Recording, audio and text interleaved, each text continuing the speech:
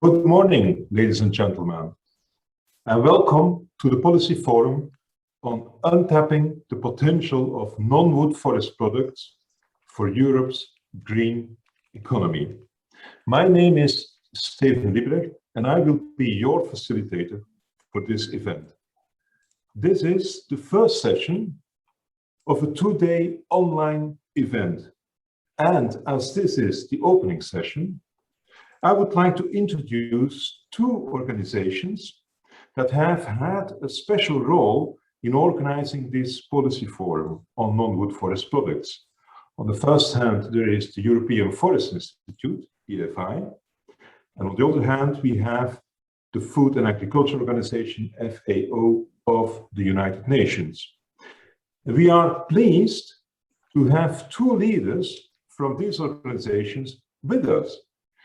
And basically, they suggested to have a conversation in this opening part of the event, rather than delivering a formal speech. So let me therefore introduce you first, Mr. Marc Palahí, the Director of the European Forest Institute. Welcome, Mr. Palahí. Now, the fact that you are hosting and co-organizing this forum, and I must admit, there is a large stream from your organization dedicating time and efforts, lots of efforts, we can say, to this event. So, and even the fact that you wanted to have this conversation at the start of the policy forum, so that should be considered a very clear indication that somehow this event matters to you. So, could you explain to us, why does it matter to you, and how does this fit in EFI's strategy and objectives? Mr. Palahí. Thank you, Stevens. Good morning, everybody. Yes, this event matters a lot for EFI, not only the event, but incredible as a project, because remember that the EFI's mission is to connect knowledge, especially scientific one, to action, to political and business action, especially to unlock the potential of our forest, forestry, and forest-based solutions to put the basis for a new post-fossil economy. And this is urgently needed because remember that in the next years, we need to put forward an unprecedented economic transformation. As in 3 decades, we need to move towards a climate neutral, nature positive, and inclusive economy that prospers within the renewable boundaries of our planet. That is, of course, an unprecedented global challenge due to the speed and scale of the change needed. And to address that challenge, we will need to mobilize the right scale of investments and to develop the right sustainable business models. And science and innovation will play a key role in guiding those investments and guiding those new business models. But making this transformation possible is not only an unprecedented challenge, it is also a great opportunity, especially to rethink our economy in a way that we value our most important capital and also the basis for human health and well-being, which is nature. So the transformation that we have ahead of us is an opportunity to put forward a new economy that prospers in harmony with nature, but powered by nature. It is an opportunity to build an economy where life, remember that bio means life, becomes its true engine and its true purpose. This is why some of us call this paradigm shift a shift towards a circular bioeconomy, because a circular bioeconomy basically is about investing in nature as the true engine of our economy. Is it about managing sustainably our biological systems to produce in a synergistic way food, energy, bio-based solutions to decarbonize our economy, restore biodiversity while creating new jobs? And as you can imagine, the role of forest in making this transformational change possible is crucial because at the end of the day, forests are our most important terrestrial natural capital. But to unlock the forest potential, we need to stop looking at our forests with the old paradigm lenses, with fossil economy lenses, as a compensation for a broken economic system. We need to start using circular bioeconomy lenses, and then we will see that forests are not only our most important carbon sink or the main host for biodiversity, they are also an amazing source for healthy food, biomedicines, and biological resources such as wood, cork, resins that with emerging technologies can be transformed, as we will see during the day, into a totally new range of bio-based solutions that will play a crucial role to decarbonize our economy. So forests are crucial for the economic transformation that we need to put forward. And within that, non-wood forest products need to play a crucial role. Also because of their societal relevance in connecting the rural and the urban worlds. I think non-wood forest products can play an important role in contributing to overcome the profound disconnection that there is between our urbanized societies and the natural world. So I think this is enough for the moment, Stephen. Excellent. Well, it's very clear that if forests have this crucial role to play in this paradigm shift that you just described, then of course the European Forest Institute has been pushing as a main actor also in making this transition possible. Excellent. Thank you so much for this introduction. Now let me introduce the other party. So we have Mr. Ewald Rametsteiner with us, and he is the Deputy Director of the Forestry Division of the Food and Agriculture Organization. Welcome, Mr. Rametsteiner. I think it is fair to say that we are extremely pleased to have an organization such as the Food and Agriculture Organization as a key supporting organization, and I can really say that it has been much more than lip service. There are several people from your team that have dedicated time, not only the last week, but during several months in making this event a possibility. So thank you for that. But it also means that basically the FAO has been a de facto co-organizer of this policy forum, so which again can be interpreted as an indication that the matter of these non-wood forest products has a clear international dimension. So can you explain to us, why did the FAO decide to put its weight behind this event, and how does it fit in FAO's strategy and objectives? Please, Mr. Rametsteiner. Thank you very much indeed, and good morning, everybody. That is really an excellent event to discuss many of the things that Marc, now you pointed out. There is not much to add on this front. I very much agree on what you said, Marc. And we see it very much in the same ways. Yet this is a perspective where I sometimes wonder how far we reach beyond the non-wood forestry community, the non-wood forest products community, and how can we make this happen? How do we mobilize this view in a broader landscape with other policymakers that make the decisions on where to invest in terms of green recovery, in terms of green growth, etc. And that, in a way, also brings us to that event. Similar to you, we think that there is great potential, and there are many questions where we need to think together on how to mobilize this, how to focus our energies in areas where we have a breakthrough, because if we continue business as usual, we will struggle with the business as usual that we know.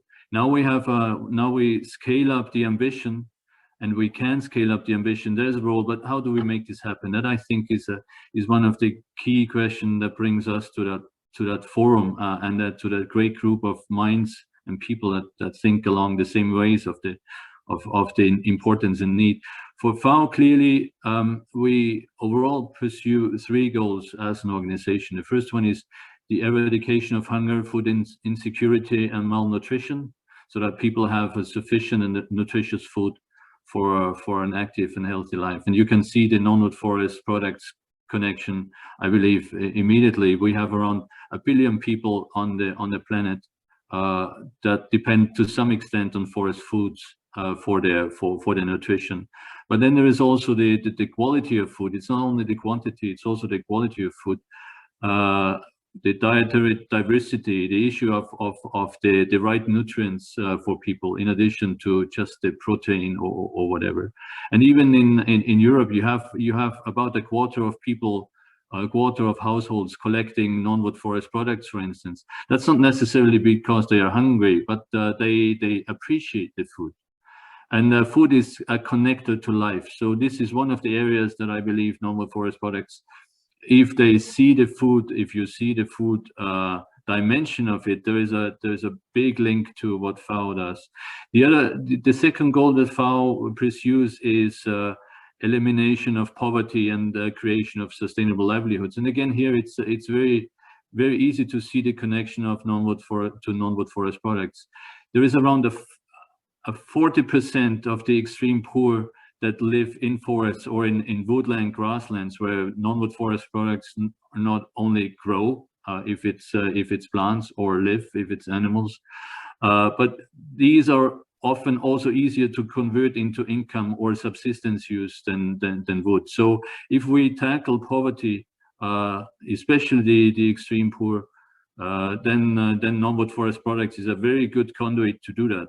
The question is how to make this work in a more powerful way, because much of this happens, if not almost all, in an informal way. We have around 1.2 billion people that depend on agroforestry systems, for instance, an aspect that comes much into play with the climate change, and also with biodiversity being big issues on the agenda. How can non-wood forest products be positioned as a solution to enhancing biodiversity, enhancing livelihoods of people, and then enhancing sort of the carbon management that we need for mitigating climate change?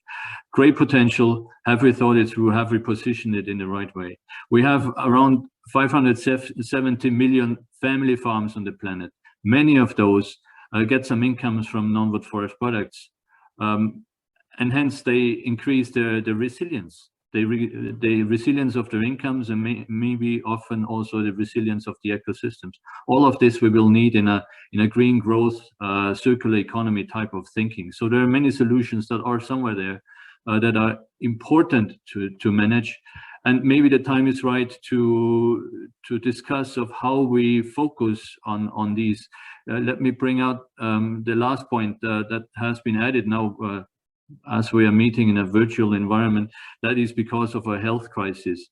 And also here, non-wood forest products are a key player in two ways, at least two ways. One is the safety net, and many of the people that have suffered from the crisis in terms of loss of income and employment, they are migrating back to rural areas, or they are happy to have some additional income or sources of food from non-wood forest products. It just makes families more resilient to the stress, but also the role of non-wood forest products in terms of medicinal plants. This plays a huge role in both in European, but also at global levels. Around 80% of the population in developing countries, for instance, relies on traditional medicines. They are often very important, but this is all not necessarily visible, hence doesn't make much of an impact in terms of people in the ministries of finance, in the ministries of planning, making decisions on where to allocate. And if we want to make a dent there, we need this type of events. We need this type of projects, also to see how we can link the private sector thinking and the governmental thinking of really living up to the potential that, Marc, you have sketched out so eloquently and to the point. So yes, we are here for this, thinking with you, and hopefully benefiting from the outcome of that great discussion and the project to what we do at global levels. It's a key conduit for the future. Thank you so much, Mr. Rametsteiner. Both of you are insisting on the importance of this paradigm shift that needs to happen. In Europe, obviously, we have the Green Deal. That should be an instrument, a major framework guiding this old continent, basically, towards this green economy. But I understand that you, Mr. Rametsteiner, you are referring to objectives of an international level. So it's probably related to the sustainability development goals. So objectives that are not only relevant to Europe, but that are playing at a global scale. Thank you so much for indicating this, to bringing this to our attention. In fact, I would now like to introduce a third speaker we have in this opening session. And we are extremely pleased that we have the Minister of Portugal, the Minister of the Environment and Climate Action of Portugal, who will be with us. Now, his name is Joao Pedro Matos Fernandes, and we all know that Portugal has a very important role to play in non-wood forest products, such as cork, Livelihoods, obviously. But apart from these, it's also relevant to hear his opinion, especially now as Portugal is the president or has the presidency of the European Council. So let us see what he has to say. Unfortunately, he could not be with us during this event, but we have a video that he sent in, and we are quite curious to find out what he will bring as a message. Gerard, can I ask you to perhaps initiate the video? Let me start by congratulating the organizers of this event for providing the opportunity to debate the actions needed to position non-wood forest products as a mainstay of Europeans' bioeconomy. It's a great opportunity to reflect on the importance of non-wood forest products to fulfill Europe's policy priorities in relevant areas such as forestry, biodiversity, climate, agriculture and health, focusing on joint action by governments and the private sector to achieve a fair, green and inclusive economy recovery from COVID-19. Over time, non-wood forest products provided by forest territories such as cork, nuts, wild berries, aromatic and medicinal plants, wild mushrooms, resin, game and fishing or grassland have become fundamental in maintaining the vitality and sustainability of these territories. Forest and its non-wood products are vital to the culture and economy of human populations as they provide raw materials, food, health or employment, having also a major influence on social and cultural identity and heritage, among others. The relevance of non-wood forest products in the ecological, social and economic dimensions has not yet been fully assumed and incorporated either in the management and valorization of forest areas or in forest policies. In general, the importance of these products is underrated. Non-wood forest products represent a significant component of the economic value of forests in Europe. A recently published study on a quantitative overview of the value of non-wood forest products in Europe estimated that these products represent 71% of the value of roundwood removals. For a long time, the potential of these products was often ignored by policymakers, but it is now clear how central and decisive is the role of forests and its products in climate change mitigation. Non-wood forest products have become key in maintaining the vitality and sustainability of forests. By promoting the circular economy, these products can help us on the path towards a more sustainable future and a stepping stone in the implementation of measures contributing to the increasingly robust and successful European Green Deal. There is, indeed, an enormous potential for the non-wood forest products in Europe's green economy. Europe needs a closer look to its endogenous natural resources, and non-wood forest products are an important component in the European bioeconomy strategy. This message should be stressed in the upcoming EU forest strategy that includes as its main objectives effective forestation, preservation and recovery of the European forests, increasing CO2 sequestration, reducing the impact of pests, reducing the frequency and extent of forest fires, and promoting bioeconomy while fully respecting ecological principles favorable to biodiversity.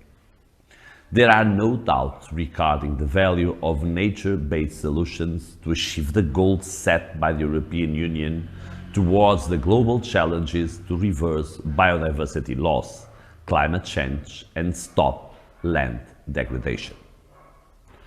The perspective of adopting nature-based solutions focused on the relevance of forests' multiple use can be a sensible approach to address all the above objectives. Forest is the main Portuguese land use, representing more than a third of the entire territory. The National Forest Strategy confirmed the economic relevance of non-wood forest products, which represent 45% of the total economic value of the forest sector. Likewise, the Statistic National Institute figures shows the non-wood products' contribution in reducing the Portuguese trade deficit. In 2019, these products has a positive trade balance of 857 million euros and coverage rates significantly higher than 1.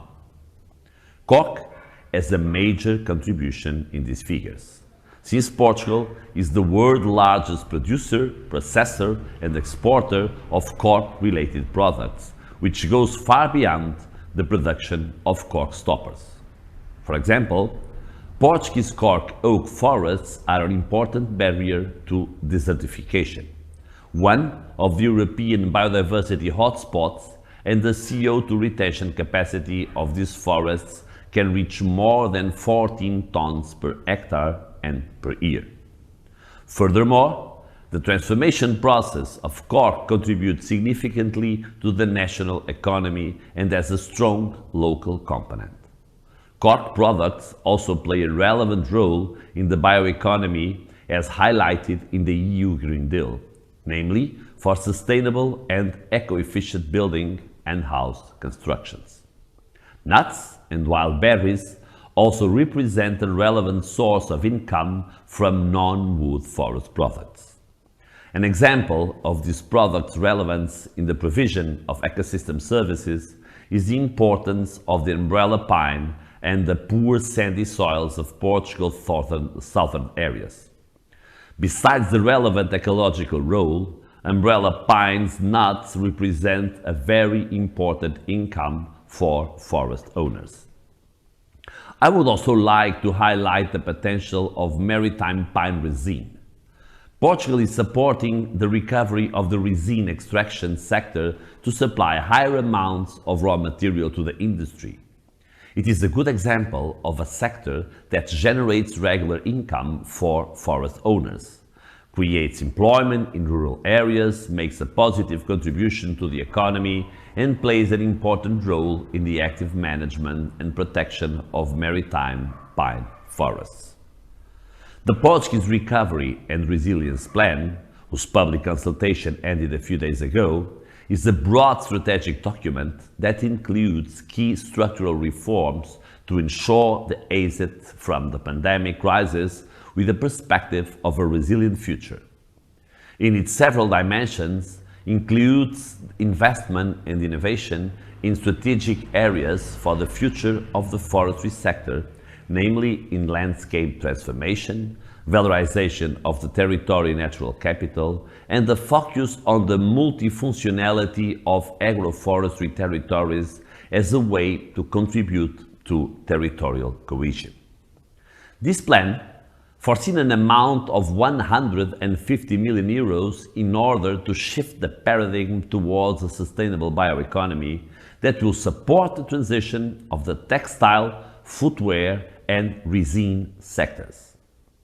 Currently, the textile and footwear sectors have a great potential in the integration and valorization of forest and agricultural biomass, as well as secondary raw materials, particularly from the agro-food industry.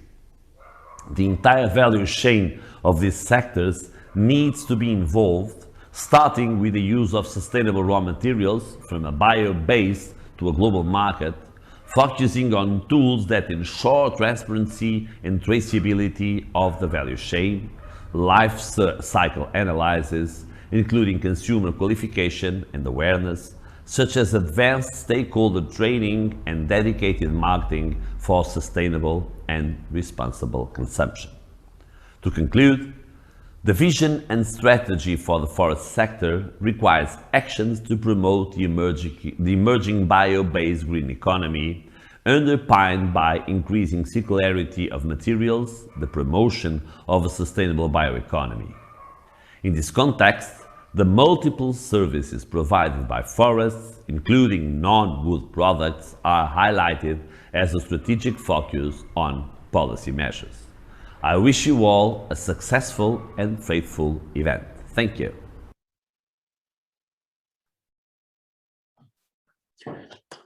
I would like to thank Minister Matos for this very interesting presentation or speech, basically, in which he clearly highlighted the importance, the relevance of the sector for Portugal, obviously, but well beyond Portugal, and already indicating several of the challenges that we will be discussing throughout the 2 days of this event. So thank you so much, Mr. Matos, for this very important contribution, which is very much appreciated. Now, let us return to the two persons that we have with us, so the two guests for this opening section, and perhaps to make a transition towards the real operational start, so to speak, of this policy event. I have a question for you. Now, this is a 2-day event, right? So we have 4 sessions, and tomorrow evening, Wednesday evening, all of us will have been part of an event with many presentations. There will be videos, there will be exchange, there will be discussions, questions and answers, etc. So there are many ingredients. But after everything has been said and done, so at the evening of Wednesday, and when both of you will be looking back at this event, when will you have the feeling this has been a success? So what are your key expectations, and how would you like to trigger the participants to this event to really contribute to achieving this success? Please, perhaps Mr. Palahi first. Thank you, Stevens. Let me first tell you that I was very happy to hear Minister Matos' intervention, you know, really a strong vision, and I wish there would be more European policymakers with such a clear and holistic vision on forest. And regarding expectations for the event, maybe I want to link that with something that was mentioned by Minister Matos, and is the fact that Europe has now a EU Green Deal, as you know, but EU Green Deal will not succeed unless it engages with those managing our most important green infrastructure in Europe, which is our forest. And there is a real gap in that sense. So in my opinion, there will not be a EU Green Deal without a new deal for European forest.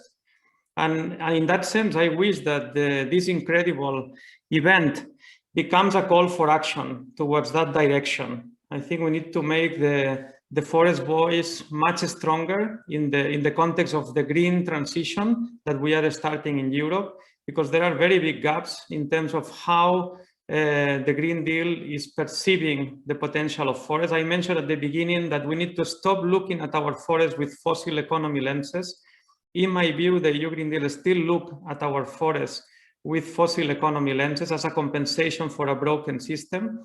And in that sense, we need to also show the social and economic relevance of forests, where non-wood forest products, as I mentioned before, play a fundamental role. So I hope that this event becomes a call for action towards a new deal for European forest in the context of the EU Green Deal. Thank you so much. So over to Mr. Rametsteiner. So what are your expectations for this event? Just as Mark, let me also congratulate Minister Matos on this very clear presentation and vision on the way forward, how to place the non-wood forest products into a reality setting of today's ambitions that we have with a circular economy in the Green Deal. Likewise, with regard to the global levels, we support countries on the SDGs, and also here we look and work very closely with the EU on the Green Deal and its global links. So we do hope that from this event and its outcome, we can take inspiration in the context of the EU and the global connections of the Green Deal, but also in the context of our work in regard to the European Forestry Commission. The next session will be held in Turkey, and Turkey is one of the leaders in many respects on non-wood forest products, just to mention honey or nuts or many other products that Turkey has quite a leading edge. And also we have the Silver Mediterranean network in which we hope to be able to carry work of this forward. But beyond the region, we also would really hope to get inspiration and also some push for action from that group and from that event in the context of helping the countries fulfill the SDGs. The SDGs have a few priorities. One of them is leaving no one behind. And non-wood forest products are really well placed to contribute to this. They are reaching everybody, also in remote rural areas, which many sometimes are left behind. They are the SDGs are also a driver of saying that the private sector needs to be involved strongly, and that is also something that this project and the non-wood forest project has brought up strongly. But what private sector needs is, on the one hand, data, on the other hand, attractiveness for investment, both public and private, small and big. So how can non-wood forest products be made an attractive investment? And if we want to get towards the transformation ambition, the upscaling ambition, we need business models, so to say, that are replicable, where the risk is contained, and that can be mainstream, just as the example from Mr. Matos on this long work and experience on cork. That is a business model that has worked for many years.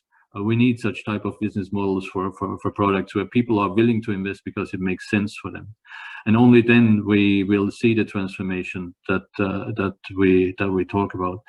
And that will need innovations. It will need innovations in the way we think and how we approach, but also in the way we use data and IT to accelerate this change. And the EU knowledge community and the EU business community and the EU as a community of policymakers driving action. All of this, of course, what you're doing here is in a way a thought leadership and an action leadership role that we would be happy to continue working with you closely on seeing how we can make this happen from the FAO side. With this, I'm really looking forward to the discussion and to good outcomes from that event. And thank you once again for the opportunity to contribute. Let me also thank the colleagues here at FAO that have made this happen with you. I'm happy that this is possible. Thank you. Back to you. Thank you so much for your for stating your expectations. It's very clear that this is quite ambitious, I would say. So you have high expectations with respect to supporting, if not to say accelerating, this transformation towards the green economy. So a call for action, not only for policymakers, but we understand also towards the private sector, towards promoting reflections on business models, etc. So, well, we have your expectations, and I think this is a perfect time probably to initiate or to start with the program of our two-day event. I would like to thank both of you gentlemen for your availability, to also have suggested to make this a conversation rather than a formal speech. I think it's perfect and a wonderful way for you to state the messages you wanted to state. Thank you so much, and we're going to proceed now with the introductions to the Policy Forum. Thank you so much. So, and to introduce, to bring the further introductions to the Policy Forum, I will now return to this presentation slide, and I hope, let's see, Sarah, could you confirm that what you're looking at is the full screen? Is that okay? Could you briefly confirm? I'm seeing the presenter view. So it's okay, yeah? No, I'm seeing the presenter view. I'm not seeing the full screen. Okay, so that's Okay, so I will shift now to this one. It should be hopefully okay now. Yes, now it's fine. Thank you. Excellent. Thank you. We might be doing some sorts of checks like this throughout the day. So here we are with some introductory slides. Yes, so we have this. So let's restate, why are we here today and why are we organizing this event? Well, in very generic terms, we might say that we want to explore the potential of non-wood forest products. I think the speakers we had in this introductory part already quite clearly hinted at this potential. And this forum basically offers a forum, a platform, if you like, to explore this potential and to discuss this. It's more than that. We would also like to discuss actions needed to position non-wood forest products as a pillar of Europe's bioeconomy. And when preparing for this policy forum, in fact, there has been a white paper prepared, a white paper on policy priorities for non-wood forest products in Europe. And we will use this forum to basically explore, engage with you on several sections of this white paper, which then allows you, participants, to become familiar with this document. Now, how do these objectives translate in terms of an agenda? You have seen the agenda in the program, so this slide should look familiar to you. It's a two-day event, so we have today, we have tomorrow. Each time there's a session in the morning, a session in the afternoon. Session 1 is focusing on setting the scene, disclosing the potential of non-wood forest products. That is the session you are in right now. This afternoon, we will have a second session focusing on sustainable sourcing and secure supply of non-wood forest products. Tomorrow morning, we will be focusing on competitive and equitable non-wood forest products value chains. And the concluding session, session 4, which will be tomorrow afternoon, is going to be really about this call for action. So that really comes very much in let's say, or close to the expectations that have been stated by our two contributors to the opening part. Now, let's focus on what's on the plate for today, for this morning. You have a detailed agenda in the handouts or the program that you will have found on the internet. So this setting is about setting the scene, disclosing the potential of non-wood forest products. And we will have several subsections, if you like. The first one is a call for action to leverage non-wood forest products potential. So it's basically stating why this call for action is so important. Then we will proceed by presenting a document that will pretty much play a rather important role in this two-day event. We will return to this document several times. And at the end of this policy forum, we even would like to have a clear statement and a position from your side, from the participant side, with respect to this manifesto. But obviously then first we have to introduce the document, and that will be what is happening in the session today. Now, after this, we come to a keynote speech. We will have keynote speeches in all 4 sessions. The keynote speech for this session is about from local to global, the enduring power and promise of forest goods. After which we will have a session on perspectives from the value chain with several contributions. Some of them are videotaped, others are presentations, but all of them show the richness and the diversity of non-wood forest products. And we'll have some time for debate as well. So let's take a closer look. Who are you? So who did register for this policy forum? Well, we have over 350 registered participants. I think right for this session, we should be around 120, 130. But in total, over 350 participants have registered, which I think it's fair to say is an astounding success. When we were designing this forum, we thought, well, let's hope for 100, 200 participants, but it's much, much more. So what's the profile? These participants are coming from 55 countries, but if you look at a division, you see the pie chart. Spain and Portugal are, well, it's almost a tie, I would say, but they together take almost 2/3 of the participants. We have 14 participants roughly coming from Italy, a similar figure from Greece, and then we have France, Tunisia, but there are participants from many, many more countries, 55 in total. As to the profile, it's a 60-50% ratio between participants coming from public institutions or the private sector, which is good. We are pleased to have 40% coming from the private sector in a policy event. So 40% of the participants are from research and academia, so that's a rather large number, which we could expect, obviously. But we are especially pleased to also have 15% technicians and practitioners. We also have, obviously a smaller figure, but still 5% people that can be situated at top management in either policy or business contexts. And we have participants coming from international organizations. So it's a quite diverse mixture we have.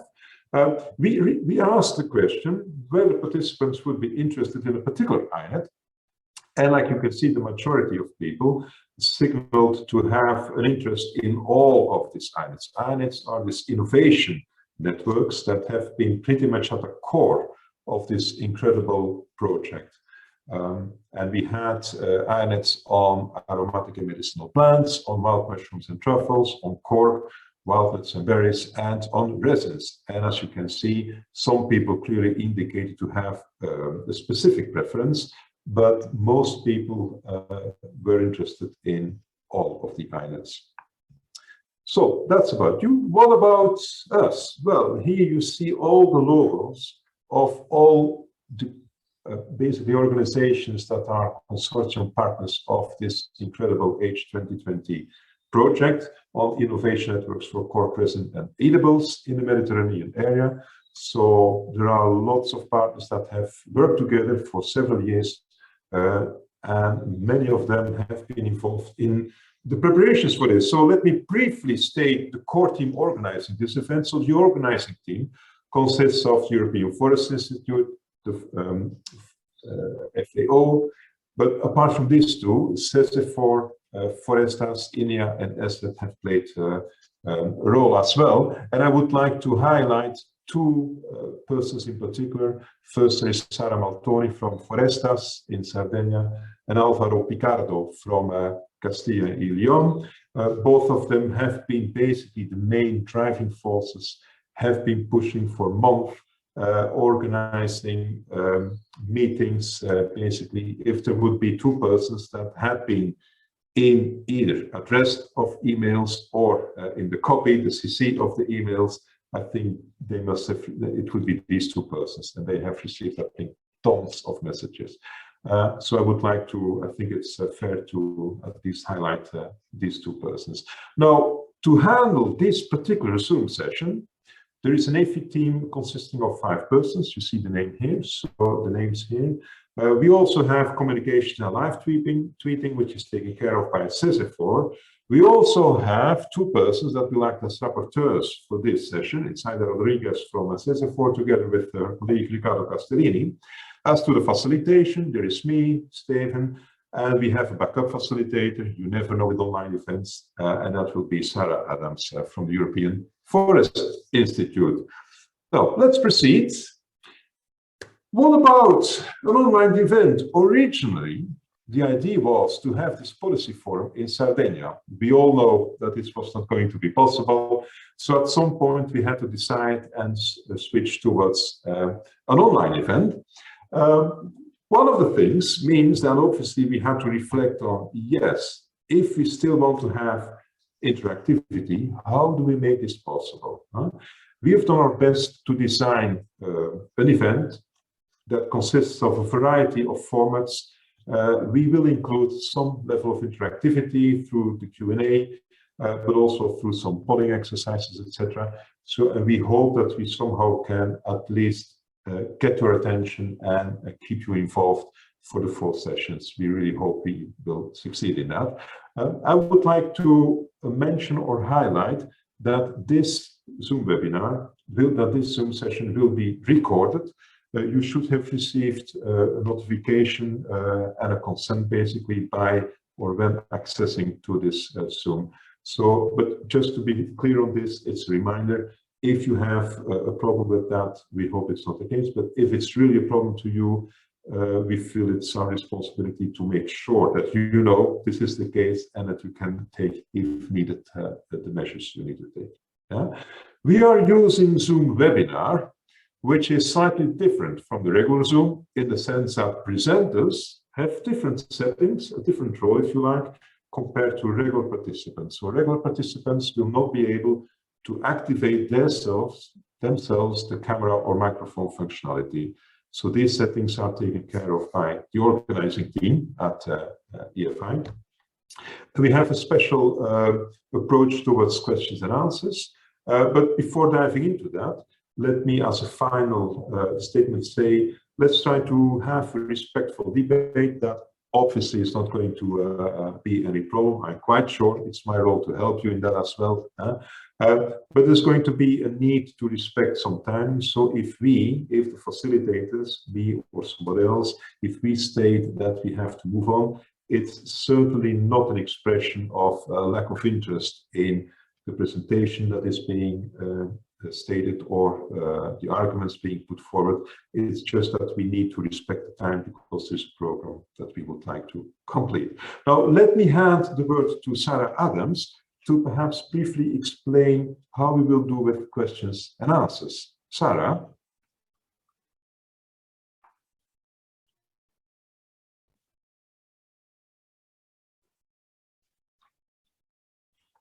You're muted, Sarah.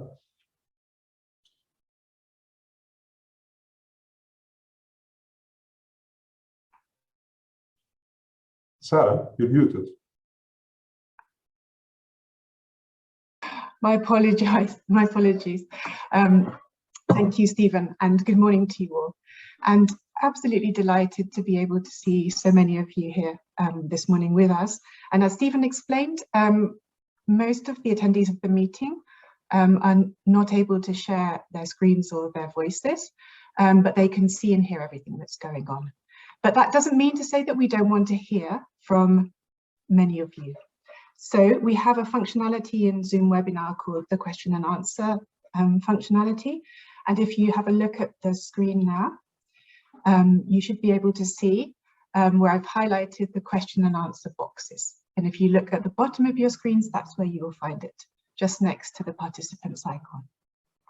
If you click on that question and answer icon, you will see that you will be able to type a question in the box there. Type your question. It might be a general question. It might be directed to a specific speaker. If so, please type the name of the speaker you'd like to address your question to. And also, don't forget to identify yourself if your Zoom identity doesn't do that for you.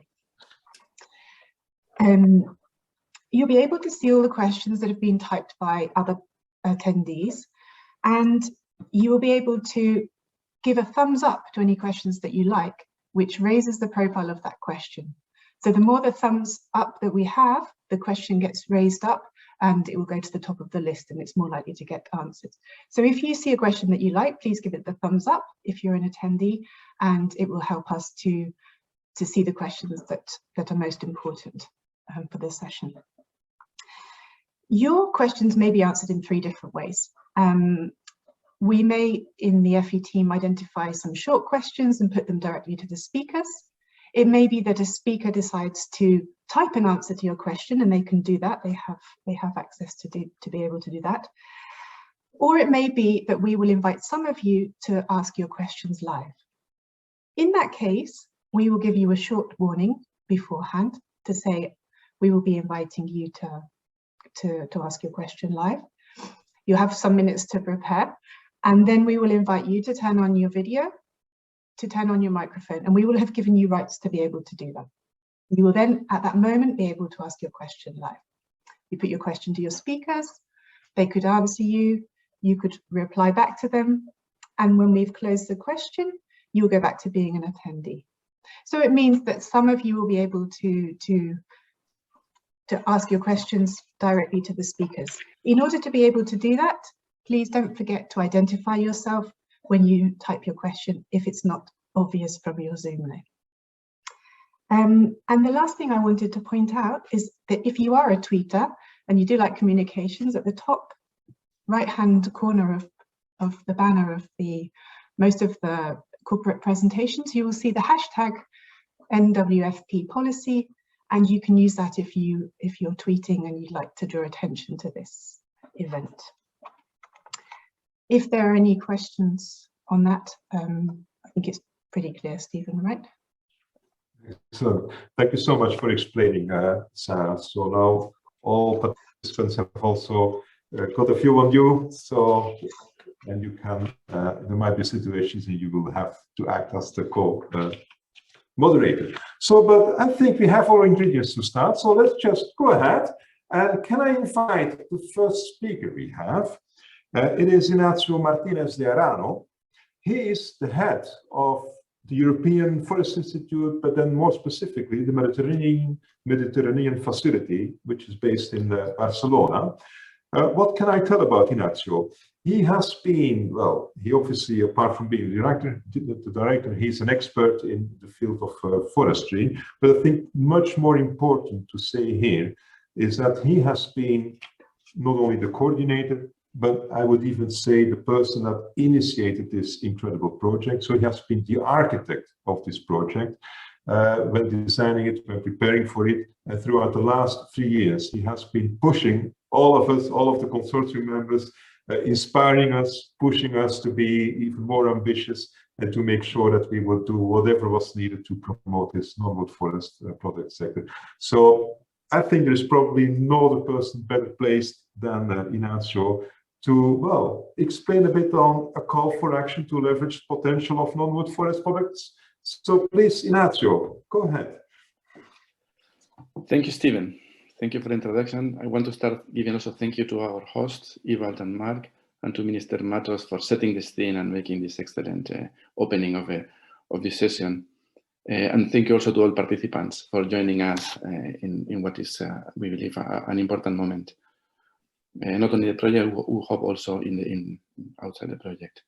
First of all, also, I would like to start giving you some context in the next 5 minutes about why we are here, why we organize this policy forum, but especially why we conceive it as a call for action.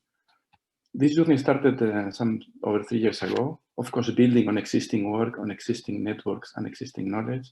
But we started in this specific pathway 3 years ago with three elements in mind. First one were the main challenges and uncertainties for the future of the Mediterranean region.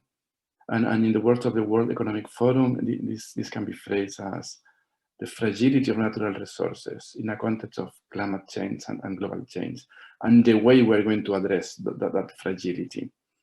Second big challenge is how Mediterranean societies are going to be able to provide quality jobs and employment also in rural areas. The Mediterranean region has a structural unemployment in both east, west, north and south. So how we're going to address this? And the third challenge and the third uncertainty for our future is how we are going to address these two other challenges together. What type of connections across the region we're going to build and what solidarities. So so we wanted through this incredible project to put our small strengths and to provide some solutions and some visions on how to address these challenges. Second is this Mediterranean paradox that comes with forest, the forest-Mediterranean paradox. We all recognize the values of forest, a biodiversity hotspot providing numerous ecosystem services and for the wilderness society, but somehow we are unable to realize those values. And somehow Mediterranean forests are even a headache. They're a sink of public resources. We need to protect them from fire. We need to protect them from people. We need to, so instead of being a source of richness, sometimes they are a source of these services and problems. And we are not able to realize its full potential. And of course, the third element is our passion for non-wood forest products and the understanding of the enormous potential that has been highlighted by the previous speakers in terms of making these links between society and forestry, improving forest management, and being able to realize, also be able to tackle these core challenges of the region. So, so with these elements, we tap the opportunity of a marvelous instrument of European Commission, H2020 projects, also in Northern Europe, which is these thematic networks, which are a specific type of project oriented at mobilizing knowledge, both from science and from practice. So we started this proposal. We created these 5 innovation networks on different non-wood forest products. We map together the value chains. We identify opportunities for action, for innovation.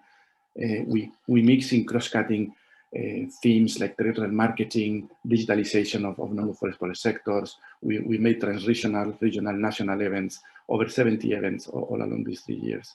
And through all this process, we have been compiling, of course, barriers, but more importantly, ways forward, recommendations for actions. So in this 3-year work and linking with FAO, linking with UFRO, linking with other existing networks, we have compiled this and imagined this white book as a call for action. So now it's time to share this white book with you.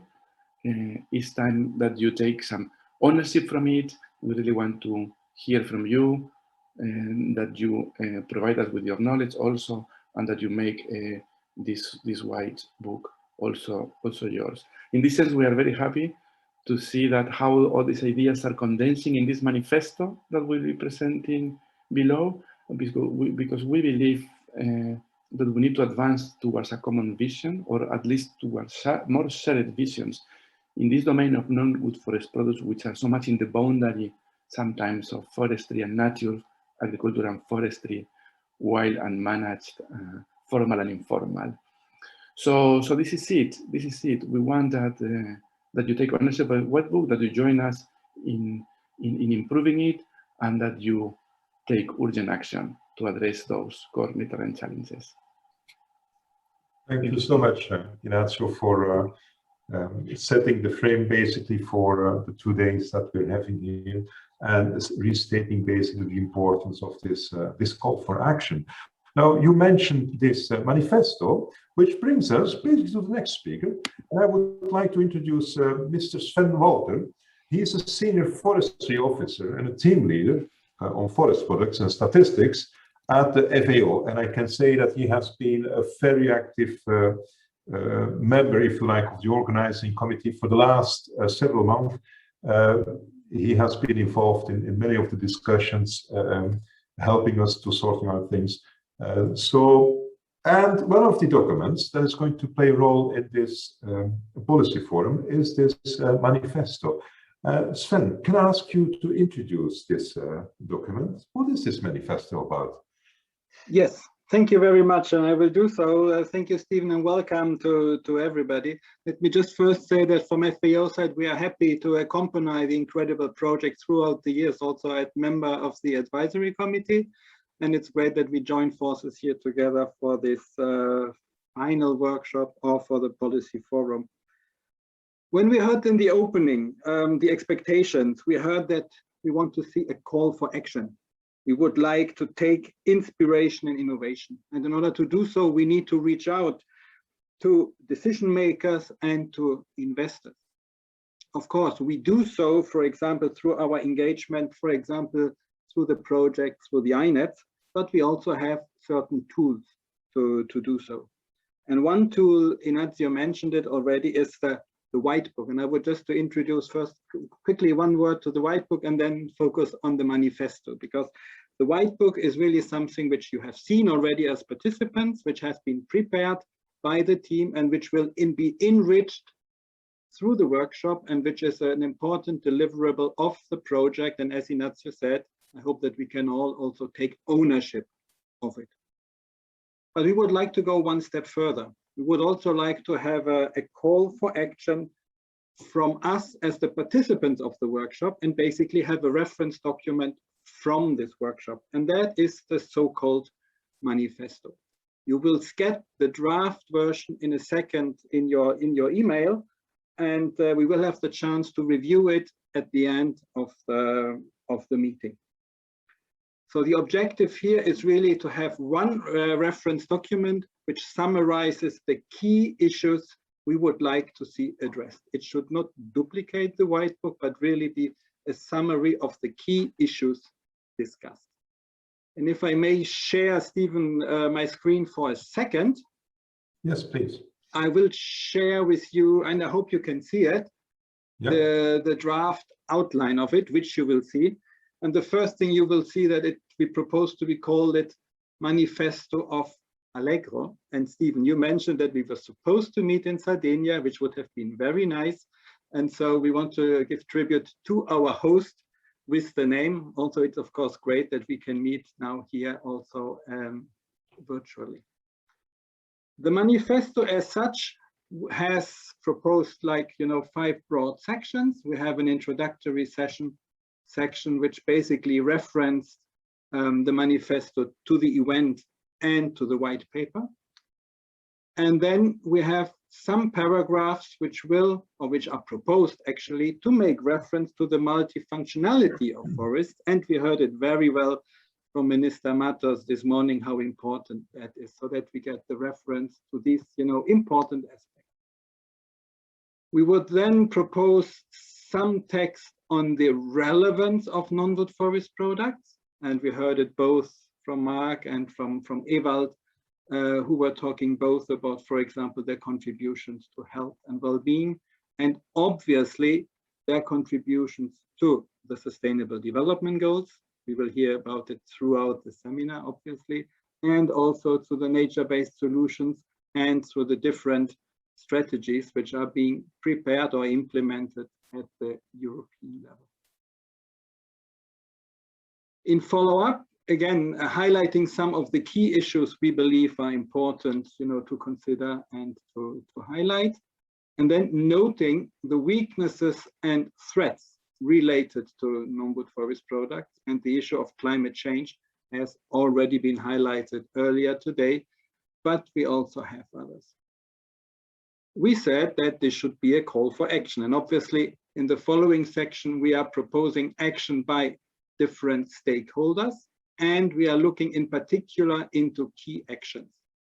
And we have identified 4, and these 4, I think, Stephen, you will come back to this in a second, are actually, very important for us, and it will be interesting throughout the discussions in the different sessions to get your feedback, on this. And on this basis, we have, again, this call for action for the different stakeholders, and we will sum up with some, basically, I would call this, conclusions. So you will get a copy of this draft paper. We will take note during the discussion of key points to enrich it. We invite you also to provide comments in writing. You will get some email addresses of colleagues in order to provide comments, so that then we would be able to share a revised version at the end. And we hope that as participants, again, participants in our personal capacities, we may be able to endorse this in order to formulate our joint vision, and so that we have maybe at the end a good reference document of this workshop, which would then complement again the white paper, which is the main output, and really summarizing it in a more holistic way, while the manifesto should really highlight some key issues. I think that's all from my side at the moment, Stephen, and again to the participants, you will get an email in the coming minutes with the draft document. Thanks, and back to you, Stephen. Excellent. Thank you so much, Sven, for sharing the document, for also even showing the document, so we understand it very clearly. So the participants will all receive an email with this document, this manifesto. You will receive in the same email indication of how you can send in your input, because what we want you to do is to read this document, to perhaps even critically read this document. And if you have a clear suggestion you would like to make, we're not talking about typos, but things related to the input, the messages, please send us to them. Because the idea is that during the 4th session, so tomorrow afternoon, we will come back to this document, and Sven Walter will again present the document with indications on the type of comments we have received so far. Thank you so much. Now, as it is the idea that all participants will have a closer look at this document, we thought, why not force them already to take some kind of position with respect to some key paragraph of this document. And for this reason, we would like to do a quick polling exercise. And let me go to this shared screen. Yes, it should be this one. So you should be looking now at my web browser. Sarah, can you quickly confirm that is the case, just to avoid... Yes, I can see Excellent. that. Excellent. So the question we have to you, participants, is the following. You see here a list of 4 activity areas, if you like, and these are the 4 areas that are explicitly mentioned. This is even the phrasing used in this manifesto. So the first is secure the conservation and sustainable supply of non-wood forest products. The second is build competitive and equitable value chains. Then we have number 3, improve transparency, data and information flows on non-wood forest products. And then finally, number 4, establish conducive enabling conditions. And by this we mean institutional action, financial support, support to innovation, knowledge transfer, things like this, right? So these are the 4 listed policy action areas. The question we have to you is, we would like you to give a score to each of these 4, a score from 1 to 7. It says 5, but it is 7. 1 meaning, I don't think this area is of particular importance. 7, on the other hand, means it is highly important. And it's basically, you have sliders that you can play with for each of these 4 areas. And we would like you to just give your score and use it to also indicate the relative importance of these 4, right? So if you want to go to, can I invite all of you to go to WooClub? I will here show you, it's the website, wooclub.com, and then you have to give in this code, SJDFRR. And if you do so, you can participate. We're quite interested to see the outcomes. Please, you can go ahead.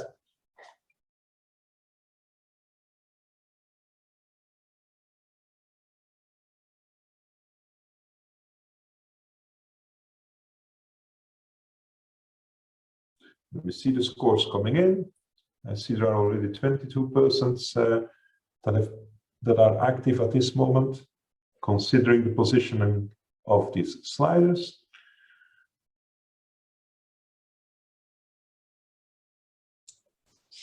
Stephen, people are asking to add the link in the question and answer if possible. We will take care of that. If you can take care of that, because I don't see it on my, I would need to switch screens basically.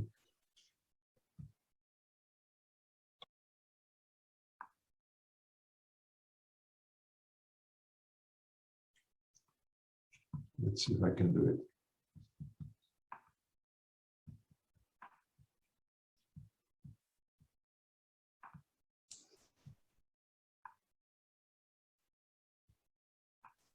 Turning the screen to the QR code as well.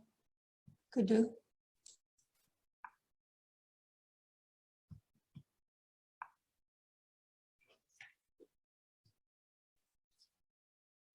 So those that still want to join us at WooClub, it's www.wooclub.com. And then you have to give in a code, or you can do it immediately after the slash. And the code is SJDFRR, as you see on the screen. And we have the QR code as well. We have already 59 persons, 60 persons now participating, which is good. I'll give it just 1 more minute. So wooclub.com SJDFRR, which is the code. 75 people participating.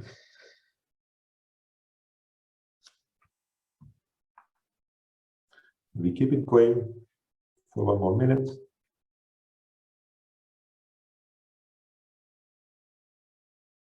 '80 participants.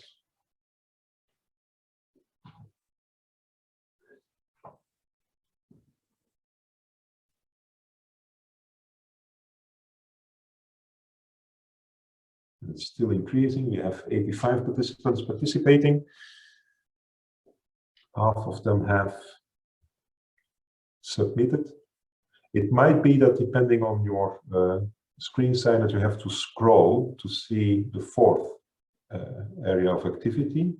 And then after putting the sliders the way you want, don't forget to push the submit button.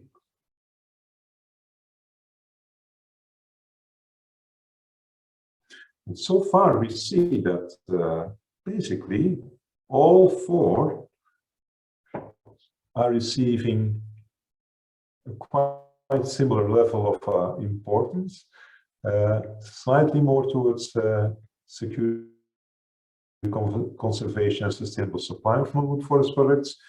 But in the meantime, number 4, establish conducive enabling actions, has increased. Okay, so we have 90 participants. I will give, this is the final minute for you to cast your vote.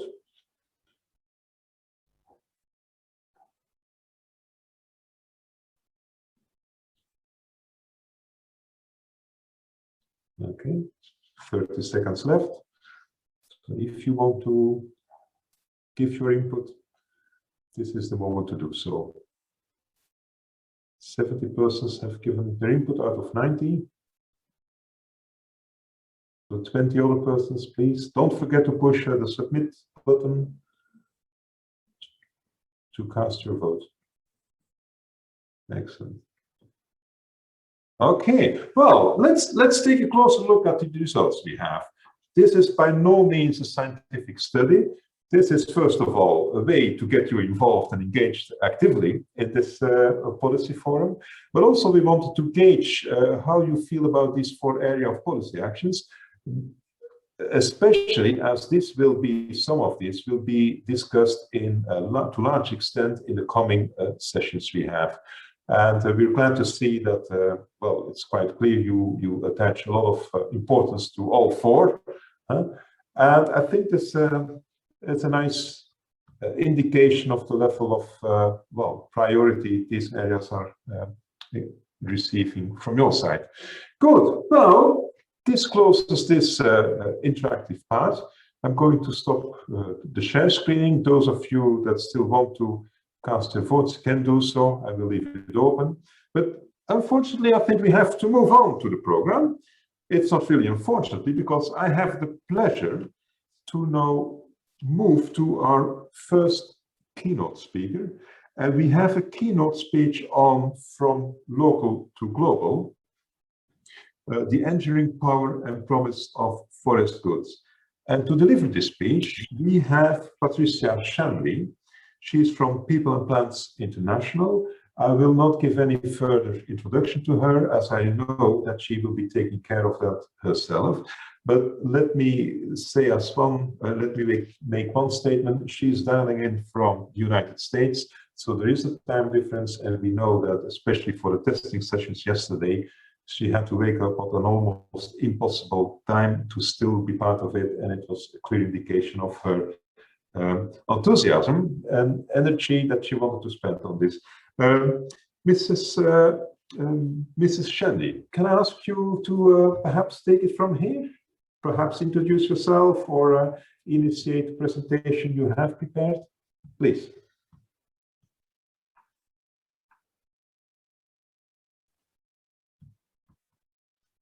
The video will be shared by Gerard. Okay, yes. Good morning, I'm Patricia Shanley, and I want to thank the organizers for the opportunity to speak today. I believe the Incredibles Network is doing vital work, synthesizing key findings about wild resources and turning science into action to address the most urgent issues we face today: biodiversity loss, food security, and climate change. I have lived and worked in forests my whole life, in Brazil, Indonesia, and the US, and I'm certain that non-wood forest products have a central role to play in supporting sustainable solutions for these critical problems. Today, we will be speaking about forest goods from local to global. So So I'd like to begin locally by asking each of you to recall the first wild edible that blooms near your home, where it emerges, and what it tastes like.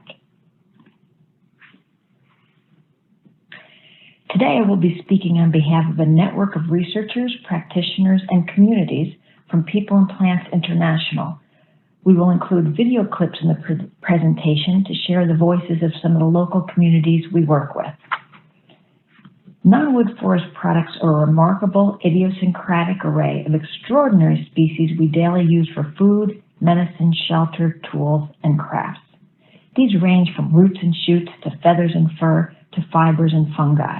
They are found in ecosystems worldwide and have sustained humankind for millennia. For most of human history, they were the sole source of sustenance. In modern times, they become a robust player in global trade. For example, the international trade in medicinal and aromatic plant species has almost tripled in recent years, from $1.3 billion in 1998 to $3.3 billion in 2018. On the left in the photo, we see Kurumi looking upward, estimating the assets in his forest portfolio of fruit production of pikiya. For 20 years, he helped research the value of this species and others toward the livelihood of his community. Over the past 40 years, there's been a tendency to analyze forest goods using an economic lens alone, which has overlooked the many other values non-wood forest products hold: cultural, social, ecological, and health, which has led to some misguided assumptions and myths. Here we see a few of the more common. The patterns depicted here demonstrate that when incomes increase or prices for non-wood forest products rise, demand for forest goods fall, and that inexpensive substitutes tend to replace forest goods. While these patterns may prevail for some internationally traded non-wood forest products, they generally do not capture trends of subsistence use and local and regional markets that make up the majority of non-wood forest product use. What we're seeing today is a surging interest and appreciation for forest goods, from tropical to temperate, rural to urban, north to south, and among all classes of society. There's renewed appreciation of nutrient-dense foods, wild over cultivated, native cuisine, ethical sourcing, and regional identity. Focus on internationally traded forest goods can overshadow the massive importance of non-wood forest products in local and regional trade. Local and regional markets are larger in value and size than global trade and generate greater benefits for local groups while avoiding elite capture and the instability of international markets. The photo on the right is of a Verapeso market in Belém, Brazil, the site of an immense assemblage of biodiversity. A vibrant collection of thousands of species and products includes fish, game, plant medicines, fruits, fibers, bark, seeds, roots, and musical instruments created from forest goods. The most significant contribution of non-wood forest products is daily use for subsistence. This is where NTFPs escape statistics. Their contribution to food security and healthcare is staggering and yet little studied by Western science. Forest goods contribute not only to survival, but provide high-quality seasonal greens, fruits, mushrooms, and spices, and a wide array of effective medicines that enhance well-being and quality of life. In this photo, Nek and Morocco are showing some of the medicines they use, including angiroba oil for sprains and wound care. When COVID-19 hit their community, they relied on forest-based medicine, particularly oils and barks from forest trees. Wild foods offer such a critical connection between people and their cultures. We will now go on a worldwide tour of foodways. Food is found at the intersection of culture and nature. It grows from the wisdom of generations, a blend of inherited knowledge, and the innovations of farmers, hunters, gatherers, and cooks. Traditional foodways are complex, seasonally varied, and interwoven with biologically diverse environments. Food distills a range of social, political, and ecological relations. En la milpa se manifiestan y ejercen un montón de derechos humanos de estos colectivos, ¿no? Como es el derecho a la vida, como es el derecho a la identidad cultural, el derecho al trabajo, el derecho a la alimentación sana, el derecho de acceder a los recursos naturales tradicionalmente manejados, el territorio, la autonomía. No se trata de producir por producir, se trata de vivir bien. But few traditional foodways remain intact in our world today, and most are under serious threat. Many communities are working to change this story. They're slowing the pace of change, shoring up and celebrating what they know and have, and maintaining healthy, secure, and diverse diets.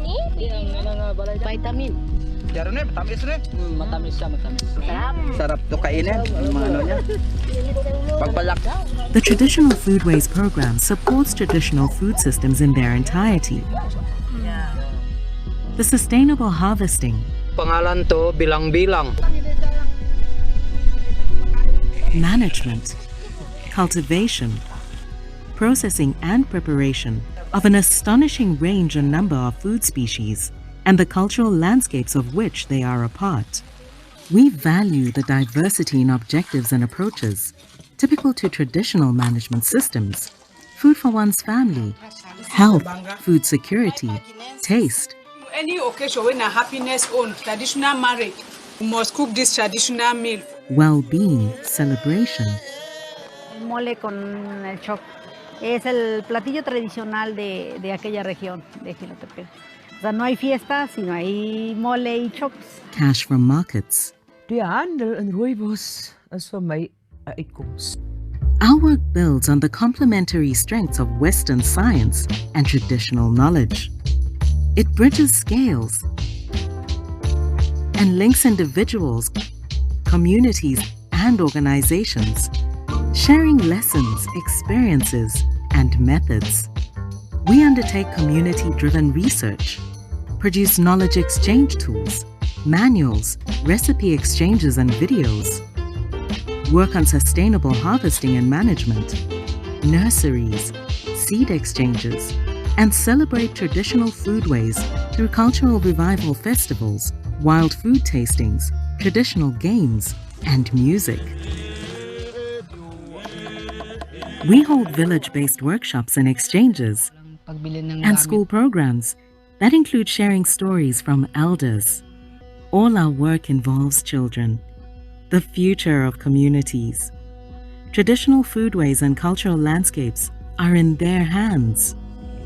Help us celebrate and conserve extraordinary and threatened cultures and environments around the world. Today, non-wood forest products are more important than ever to help curb biodiversity loss and climate change. 1 million species are at risk of extinction. With only the last 30 years, native terrestrial species abundance has dropped 20%. Natural forests in the tropics hold 40 times more carbon than plantations.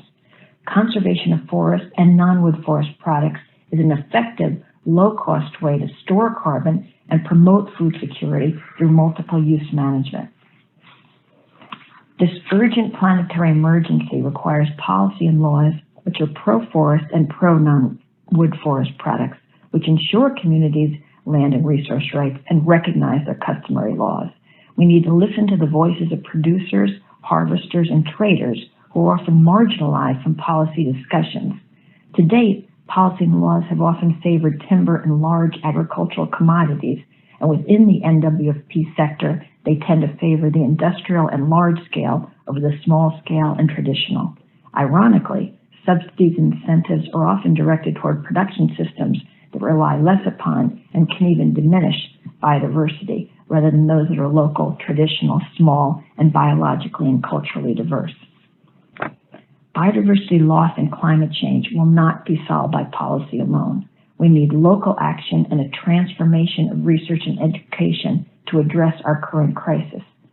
The incentive structure for research and publications in academia, however, can lead to top-down extractive research that does not always respond to the priorities and needs of communities. A recent example of an effective approach to global challenge is the medical community's response to COVID-19, expedited peer review and collaborations across disciplines to develop a vaccine in record-breaking time. As the vital signs of the earth falter, we need to thoughtfully and collaboratively pursue projects which will yield concrete benefits to land and people and address the twin crises of climate change and biodiversity loss. Indigenous and local knowledge associated with the management, harvesting, processing, and use of non-wood forest products is a critical part of people's relationship with forests and landscapes and helps build resiliency in the face of dramatic social, economic, and climate change. Western science can complement traditional knowledge, in some cases strengthening the power of local people to make informed decisions about land use. In this image, this Kayapo Indian is looking at a page illustrating the kilos of game caught underneath a variety of species of trees. He's discovering that Pikiya, the tree that Kurumi studied, is tops in calling game. A few hunters in his village captured 232 kilos of game under Pikiya during its brief flowering season. Since loggers were paying $2 for an entire tree at the time, and the edible meat from the captured game would have cost the equivalent of $526 at the butchers, villagers decided it was best to negotiate and save Pikiya. Wouldn't we all like to be greeted this way? This is the joyful reception that Cristina da Silva of the National Councils of Extractivist Populations received upon arriving to offer a workshop on the value of forest to human health in an extractive reserve in the Brazilian Amazon. We need to support and train spirited mentors who can convey the ecological and cultural significance of forests and teach about the value of forest goods. But where are they? We are in an era of what has been called the extinction of experience. As Barry Lopez noted, something strange and dangerous is afoot. Year by year, the number of people with experience in the land diminishes. However, one of the ways to combat this trend is through culture and connecting to place. Cultural identity can generate social trust and resilience in the face of adversity. This is a photo of an Octa child capturing the hunting traditions of his indigenous tribe in the Philippines. The National Museum of the Philippines now has a permanent exhibit of Octa and Negrito lifeways.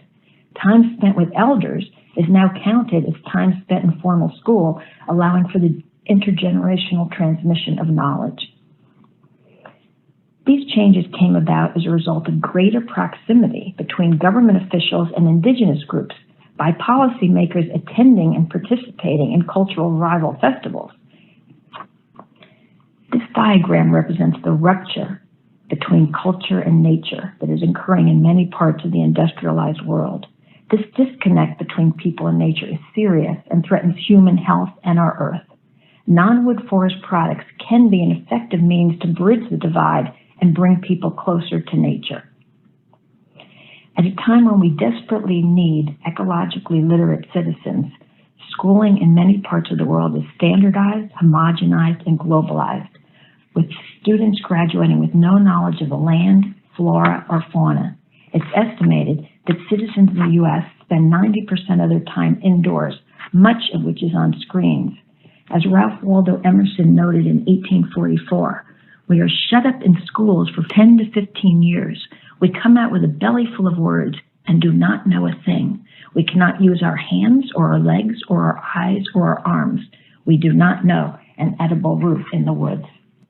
To counter this trend, I would like to invite you to step into the woods in this photo where I work with students who help steward the forest and boost ecological literacy. After this forest visit, we will close with a song, Logico Ecologico, sung by Gloria Gaia, which recounts the profound sadness of losing forests, fruits, and wildlife to logging, ranching, and fire. Welcome to Ridgeview Woods.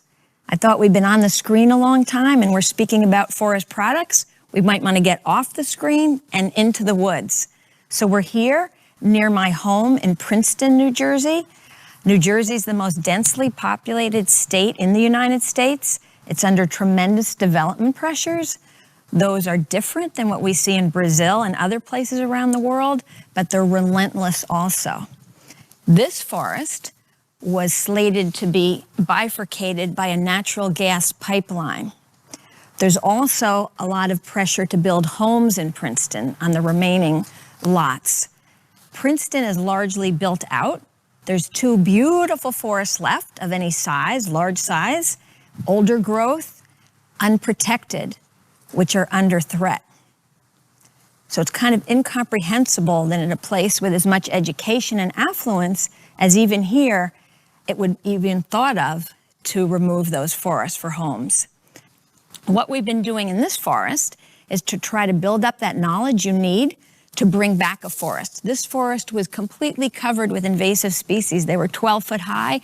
So this is the result of 10 years of work on the part of Princeton High School students and other volunteers to remove the invasives, and we uncover this remarkable diversity of native species and non-wood forest products that have protein and also greens and fruit, maple syrup, medicines like witch hazel, and they all have stories and legends and lore about them that enchant the forest.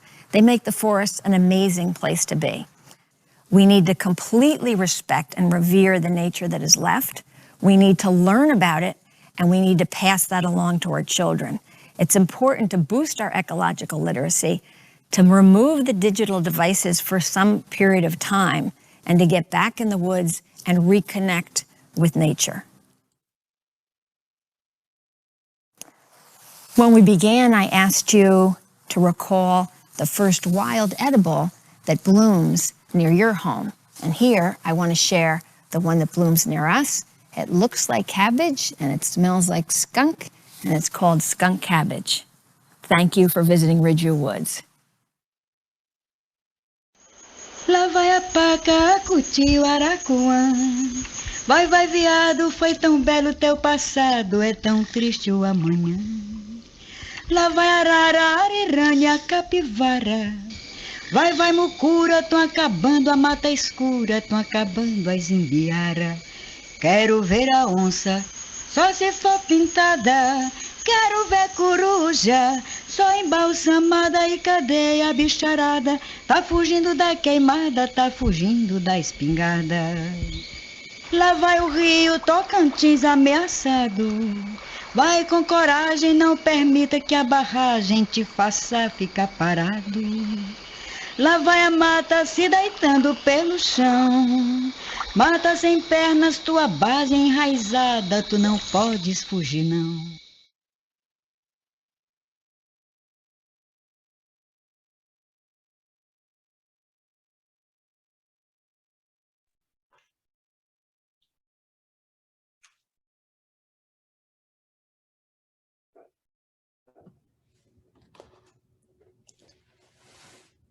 Excellent.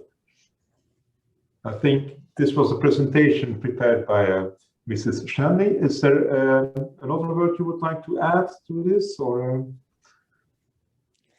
I think it's a reflection of all the people I work with around the world, both in the Brazilian Amazon and Indonesia and here in the US. And I think all over the world, we're facing these problems. I think non-wood forest products have a really critical role to play in bringing culture and nature closer and allowing us to sustainably use our forests. So I'm really thrilled to see this initiative. It's remarkable. I think it's working on exactly what we need to work on. And I think Europe is in front that way and looking at very detailed changes to regulations and to our relationship with the land that can move forward a sustainable future. So I really am excited about the Incredibles Network. Thank you.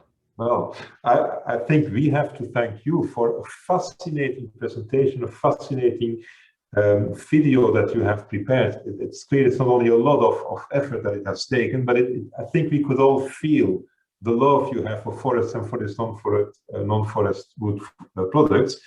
You've been taking us on a wonderful and a fascinating journey, showing the richness of what forests can offer, what these non-wood forest products are about. So thank you so much for this. What I would like to suggest, taking a look at the time, we definitely would like to give the participants the opportunity to ask questions to you. Now, the way to organize this is probably best if we do it as follows. If you could stay with us until the end of this session, then I would like to invite the participants, please do not use the chat function to address or state your questions. Use the Q&A section as explained at the beginning of this session, and make it clear that your question is directed to Mrs. Patricia Shanley. And in the meantime, as you are posting your questions, we will proceed with the next section, which is basically about showing yet other perspectives of from value chains and adding to basically demonstrating this richness and diversity of non-wood forest products. And at the end of this session, we hope that the people from the EFI team, they will have scanned through all the questions that have come in, and they will select a couple of them that we then can offer also to you, Mrs. Shanley. Is that a good way for you to proceed? That sounds Excellent. great. Thank you so much. Thank you so much for your excellent contribution. I think it has been a wonderful experience for all of us to witness this, basically. And I see that Sarah has raised her hand. Sarah, yeah, please. Thank you, Stephen. Just also a note that if you have any technical questions or any comments about the functionality of the webinar, you can write those now in the chat. I've enabled the chat function, which wasn't enabled before. So please keep the Q&A box for your questions to our speakers so that we can manage it a little bit more easily. Thank you so much. Excellent, thank you. And I can even say that this chat functionality has already been used to signal to me that my camera had been sliding away. So I hope it should be okay for the rest of the session, and my apologies for that. Now, so as stated, we will now proceed with this next time slot, which is on perspectives, showing yet other perspectives from the value chains, the richness and diversity of non-wood forest products. If you have questions for Mrs. Shanley, please put them in the question and answers, and we will come back to them and revisit these questions at the end of this session. But for now, I would like to invite our next speaker, who basically will give a presentation on cork. And the next speaker is Joao Ferreira, and he's the president at APCOR, and that is the Portuguese Cork Association. And furthermore, he's also the CEO of Waldemar Fernandes da Silva. So, Mr. Ferreira, I give the floor to you, and well, you can give a presentation. Please go ahead.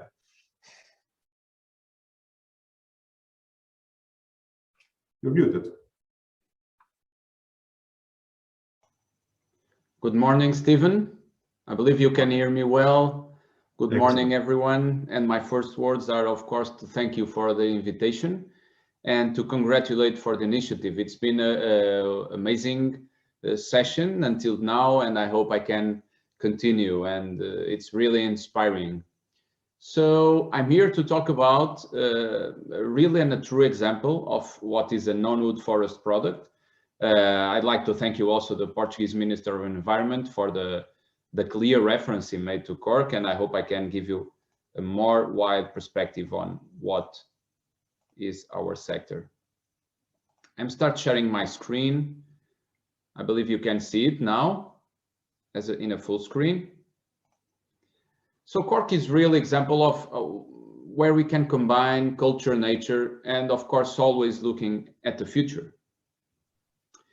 Of course, many of you know cork and you use cork and you see cork in a daily basis, while you can see in a product as a cork stopper. So it's been used for centuries, started by Dom Perignon, that discovered that cork was the best way to close a bottle of wine, and you see different and wide uses of cork stoppers in different wines, in different bottles, and almost in every wine region in the world. It's by far the most known and the most added value use of cork in our sector. It has a clear preference from winemakers to consumers. And today we are talking about more than 12 billion cork stoppers that are used dearly by the wine industry. So this means that, for example, from Portugal to the world, we export 40 million cork stoppers a day. So imagine if we can translate this to opening wine bottles in a daily basis, 40 million cork stoppers made from Portuguese cork are opened every day in the world. And the preference of the professionals that have 7 of 10 bottles use cork, so 70% market share. There's also a huge preference by consumers. Consumers of wine, consumers of different alcoholic beverage and different beverages really prefer cork. They love a natural product between them and the wine, an heritage product as well. And this is probably the longest marriage we have been seeing from two sectors in the world over the last centuries and years. But cork are not only cork stoppers.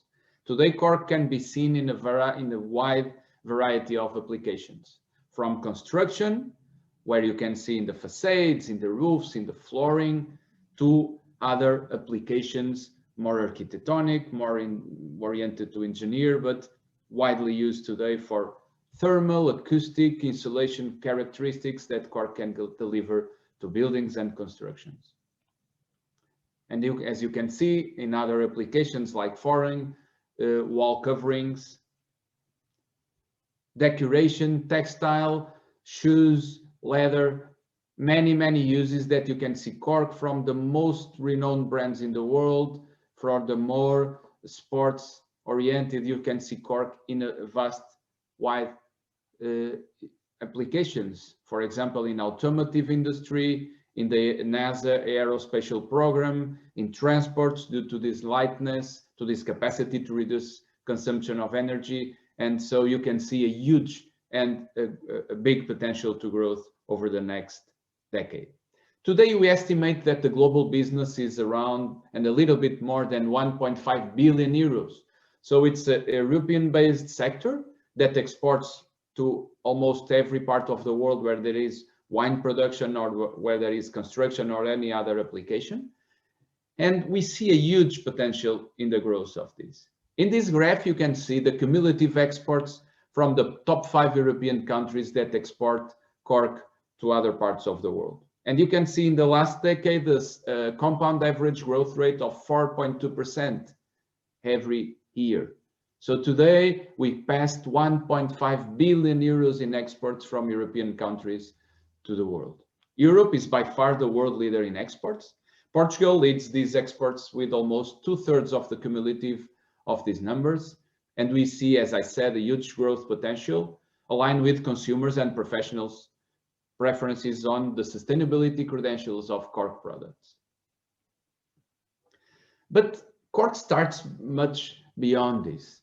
And cork is also an heritage that I believe and I see as we are the guardians of this beautiful and amazing ecosystem, the cork oak forests, a tree that exists in this part of the world for more than 10 million years, very well adapted to the climate conditions. Cork oak forests are located in the West Mediterranean basin. They account for more than 2.1 million hectares, and they have a huge still potential to grow, mostly in the north part of Africa. It's really an agroforest and a multifunctional system where you can find different uses from agricultural systems to pasture systems to forest systems. Cork is really the most and renowned example, the most added value product that we can extract, but this is really a good example where we can have different outputs from this ecosystem. As mentioned before, it's one of the hotspots of biodiversity in the world, compared with some of the most renowned like Amazonia, Borneo forest. And this one is located in Europe, protecting 37 species of animals, a lot of birds, 24 reptiles, and a lot of species. As mentioned also previously, and this photo is taken in Tunisia, you can see it's really the last barrier against Europe desertification. Cork forests improve soil's organic matter, contribute to regulate the hydrological cycle, while acting as a deterrent against soil desertification. Imagine how important also this is to the territorial and social cohesion. It also provides a wide variety of ecosystem services that are public goods, many of them without, until today, economic value. And fortunately, there is a lot of work being done on that, local and in European base. And according to EcoPol project, we can see that only considering 3 ecosystem services, carbon sequestration, soil conservation, and nutrient retention, we can estimate that the value of this ecosystem can account for close to 180 million euros per year. Final minute. As I said, it's also a very important social impact. It's one of the world's best paid agricultural jobs. and it accounts, according to WWF, to more than 100,000 direct jobs. So to finish, I say this is the true example of an European sector that proves that we can have a productive forest with environmental and social protection, aligned with European bioeconomy ambition and an example for a sustainable worldwide European leadership. Thank you very much for your time, and I hope I could pass the message. Thank you and congratulations again. Excellent, Mr. Ferreira, and thank you for respecting and presenting your presentation, delivering your speech within the time frame allotted to you. So thank you so much for a very interesting presentation, again showing the richness of this wonderful, exceptional product that is cork. So let's immediately move on to the next speaker. And again, I would like to restate, people having questions for either Mr. Ferreira or also for Mrs. Shanley, please post them in the Q&A, and we will see through these questions as they are coming in and select a couple of those that we will treat at the end of this session. But for now, let's move on to the next contribution we have. And the next contribution will be given by basically the president, the honorary president of what is called the Groupement Européen de Truffes et Trufficulture, and of the French Federation of Trufficultures. And his name is Jean-Charles Savignac, and rather than delivering a speech in persona, he has prepared a video which we are quite happy to share with you. Gérard, can you activate the video, please? Je suis très heureux de m'exprimer dans cette magnifique réunion, mais je vais aborder surtout ce matin les aspects économiques et sociaux de la culture et de la récolte des truffes et de la trufficulture, et vous allez voir que c'est assez impressionnant. Alors je commence d'abord par les aspects économiques pour dire qu'il y a des retombées très importantes dans la récolte et la production de truffes. La truffe est liée à un arbre, et le fait qu'on la trouve, qu'on la commercialise, génère des centaines de millions d'euros en Europe actuellement. Il faut avoir conscience de cela. Il y a des conséquences qui sont à la fois liées directement à ce phénomène de la culture et de la production de la truffe, et puis il y a des conséquences indirectes économiques très importantes aussi. C'est un facteur de développement important pour plusieurs régions de l'Europe. Alors évidemment, l'activité économique, c'est d'abord la production des truffes, la récolte dans les forêts, et pour ça, donc, il faut faire un travail du sol, parce qu'il faut que le sol soit assez souple, il faut également de l'eau, il faut également apporter, le moment venu, des plants, et entretenir le sol pendant des années avant que la production commence, dans la forêt ou à côté de la forêt, éventuellement, mais on fait une plantation quasiment forestière, hein. Donc, une fois qu'on a fait ce travail du sol, il faut faire des installations tout autour. Et tout ça, ça génère une activité économique, de la vie économique et un chiffre d'affaires qui est assez important. Il y a une valeur ajoutée, on l'a estimé en Europe à 300 millions d'euros à peu près, 300-400 millions d'euros globalement pour l'Europe, mais c'est un phénomène sensible, hein. Alors, indirectement, il y a beaucoup d'activités qui sont liées à la truffe. Parce qu'une fois qu'on a récolté la truffe, avec l'aide de chiens, donc il y a tout un commerce d'alimentation du chien aussi qui est derrière, il va falloir les vendre, les apporter sur des marchés, et naturellement, ça crée de la vie, une vie sociale importante, j'y reviendrai, et on a aussi une préparation de la commercialisation des truffes, des ventes dans des épiceries, dans des commerces, dans des marchés. Il y a l'expédition. Alors, surtout, il y a les conserves de truffes. Il y a des préparations spécialisées à la truffe. Il y a toute une activité commerciale, des charcuteries et naturellement la restauration. Les restaurants utilisent de la truffe. C'est un produit de qualité extrêmement apprécié. Et on peut dire que même dans certaines zones, c'est un produit phare pour la gastronomie. Voilà. Tout ceci montre qu'il y a des retombées économiques pour la truffe et qui sont liées à cette récolte des truffes. J'ajoute que s'est développé autour de la truffe toute une série d'autres activités, notamment de l'agritourisme, des visites d'exploitation, de plantations, de forêts truffières, avec l'accueil de personnes les week-ends dans des gîtes, dans des hôtels ruraux. Et il y a aussi des visites qui sont organisées. Et également, on s'est mis à créer depuis les années 80 des maisons de la truffe, des musées de la truffe, et donc ça suscite aussi des voyages, des visites dans les campagnes. Et je n'oublie pas qu'il y a aussi des publications, des journaux, voilà, il y a toute une vie économique qui est liée à la production de truffes et à la trufficulture. Ça, c'était le premier aspect que je voulais souligner ce matin. Le deuxième aspect, c'est la vie sociale. On en parle moins, c'est plus difficile évidemment à quantifier, mais quand même, les récoltes de truffes et la trufficulture vont générer là aussi des activités sociales qui sont importantes et qui sont importantes à la fois au plan individuel et au plan collectif. Alors, au plan individuel, la truffe et la récolte de la trufficulture ont comme conséquence de lutter contre l'isolement. En milieu rural, c'est très important, cela permet un enracinement local. C'est aussi des valeurs de protection du milieu naturel. On doit respecter la nature pour récolter les truffes. Il faut un travail attentif des trufficulteurs. Il y a également chez eux, chez les trufficulteurs, le souci du progrès, une formation personnelle, et j'allais dire même, il y a une continuité entre les générations. Voilà quelques aspects sociaux individuels. Alors, entre l'individuel et le collectif, il y a un aspect essentiel qu'il faut mettre en avant, c'est l'emploi. La trufficulture, la récolte des truffes, cela génère des emplois.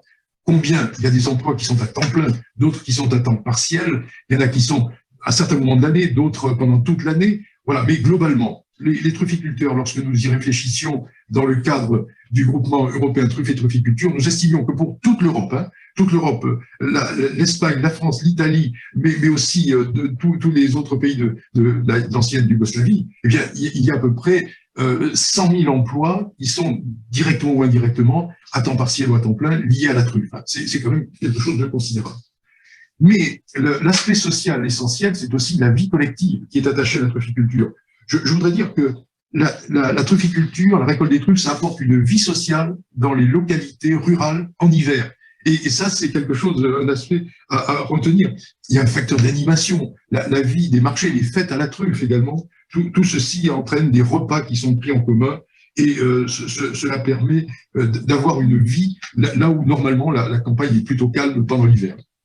Alors, j'ajoute sur l'aspect social que la trufficulture entraîne une vie collective dans les organisations des producteurs, des récoltants de truffes. Il y a à la fois des associations qui s'occupent des truffes, il y a des syndicats de producteurs de truffes, donc ils tiennent des réunions, ils font des formations, ils ont des réunions dans les départements, dans les provinces, au niveau national également, même au niveau européen, et donc nous avons une vie de l'organisation des trufficulteurs. À cela se rajoute aussi un aspect plus plaisant, ce sont les confréries qui défendent les qualités de la truffe, les bonnes truffes. Voilà, tout ceci crée finalement des manifestations à la campagne, mais aussi à la ville. Nous avons en Espagne l'exemple de Trufforum, qui est une manifestation exceptionnelle dans des villes. Et il y a dans d'autres villes de France, d'Italie, il y a des cités de la truffe en Italie. Tout ceci crée une vie importante autour de la truffe. Voilà. Et puis surtout, je voudrais dire que sur le plan social, la truffe, c'est aussi l'illustration et la défense d'une gastronomie exceptionnelle qui soutient les restaurateurs dans les grandes villes, dans les capitales aussi. Et tout ceci est précieux. Pour clore sur cet aspect collectif, social, je dirais que la truffe, c'est un ciment social. Et il faut retenir cet aspect. Et pour conclure, finalement, ce que je voulais dire à tout le monde ce matin, c'est que la truffe et la trufficulture, finalement, ce sont des facteurs positifs pour la ruralité, pour le développement local, mais c'est aussi quelque chose qui entraîne des exigences de qualité du produit et également une authenticité du produit. Voilà, autant de raisons pour soutenir et développer la truffe et la trufficulture.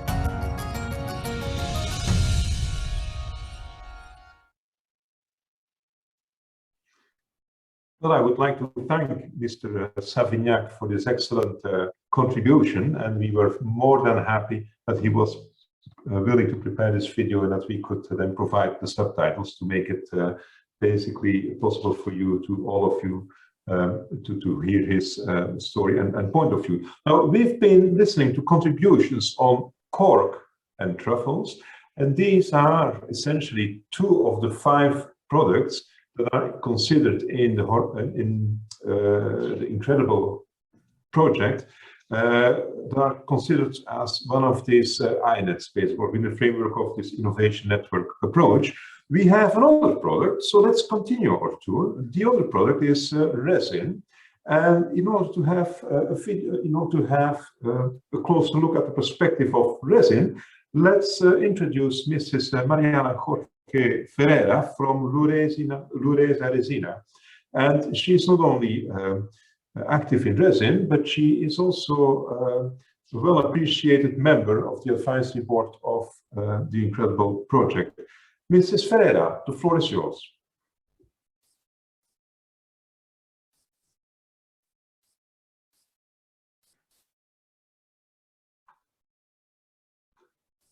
So we're switching to Mrs. Ferreira. Yes, she's unmuted now.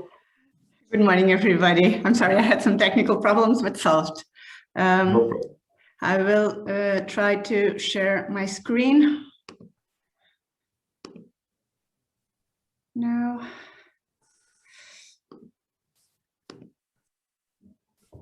Can you see my screen correctly? Absolutely. Yes, it looks good. I will start then. Good morning, everyone. I would like to start by thanking the organizers of this event for the opportunity to speak in this forum about the potential of natural resin. Resin, as you all know, is a viscous, sticky substance that some trees expel as defense mechanism to an external aggression. In this case, we are talking about pine trees, and pine oleoresin, what we generally call natural resin, is used as raw material for the chemical industry, being one branch of the so-called pine chemicals. We generally call tapping or tapping activity to the harvesting of natural resin, the operation that a person carries out to collect natural resin from live pine trees. This pine oleoresin is then subject to first industrial transformation, and by physical processes you get two main products: gum rosin, the solid part of resin, the sticky part, and gum turpentine, the liquid volatile part. These two products are then further transformed and widely used in the chemical industry. The other two branches of pine chemicals refer to products obtained by chemical processes from pine stumps and byproducts of the paper industry. The main difference between them is precisely the fact that our branch, natural resin, concerns a resource obtained from living trees, living forests, while the other two depend on logging and chemical processes to obtain similar derivatives. On the other hand, you can also get comparable synthetic products based on fossil fuels and use them in the same kind of applications as pine chemicals. But what applications are we referring to? What is natural resin used for?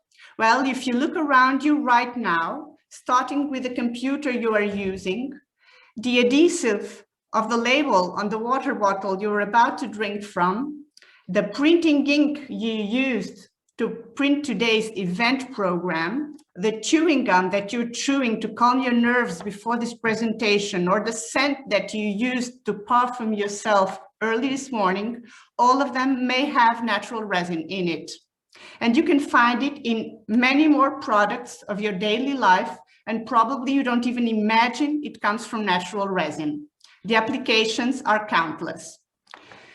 Natural resin is harvested all around the world. The tapping techniques are different from country to country, from region to region. The tools and the stimulants used are different. The industrial transformation processes are different. And of course, each pine species provides a unique special type of pine oleoresin with singular chemical properties. Brazilian's Eliotti gum rosin is much appreciated because it doesn't crystallize. Portuguese Pinea turpentine is rich in limonene. Chinese Masoniana gum rosin is known by its versatility, and Spanish Pinaster turpentine has a particular rotatory properties. Just to give you a few examples. So within this diversity and this richness, there is always room for innovation, for a new application, for a new technique, for further improvement and continuous development, and all these are essential to guarantee natural resin's sustainability. Speaking about sustainability, the relevance of natural resin within the three pillars of sustainable development, people, planet, and profit, seems rather obvious, but should be reminded anyway. Natural resin is a renewable natural product, harvested with respectful techniques, promoting correct forest management and allowing multi-purpose forest uses and biodiversity. Tapping activity is held by tapping workers, and so it depends entirely on labor. It depends on people. It promotes the setting of people in rural areas, providing a secure income for many families. It is inclusive, It contributes to the forest's management. It helps in fire and plague prevention, in environmental conservation and territorial cohesion. Natural resin is raw material for many products of our daily use, and it must be recognized and valued for its contribution to society, environment, and economy.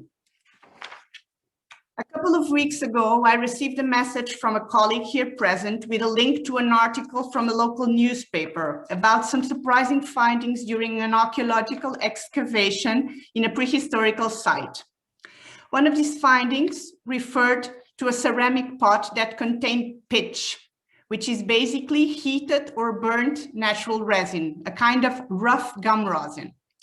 This archaeological site is located within one of the most important tapping areas in the center of Spain, in the heart of Castilla y León, in the surroundings of what we call un pueblo resinero, a tapping village.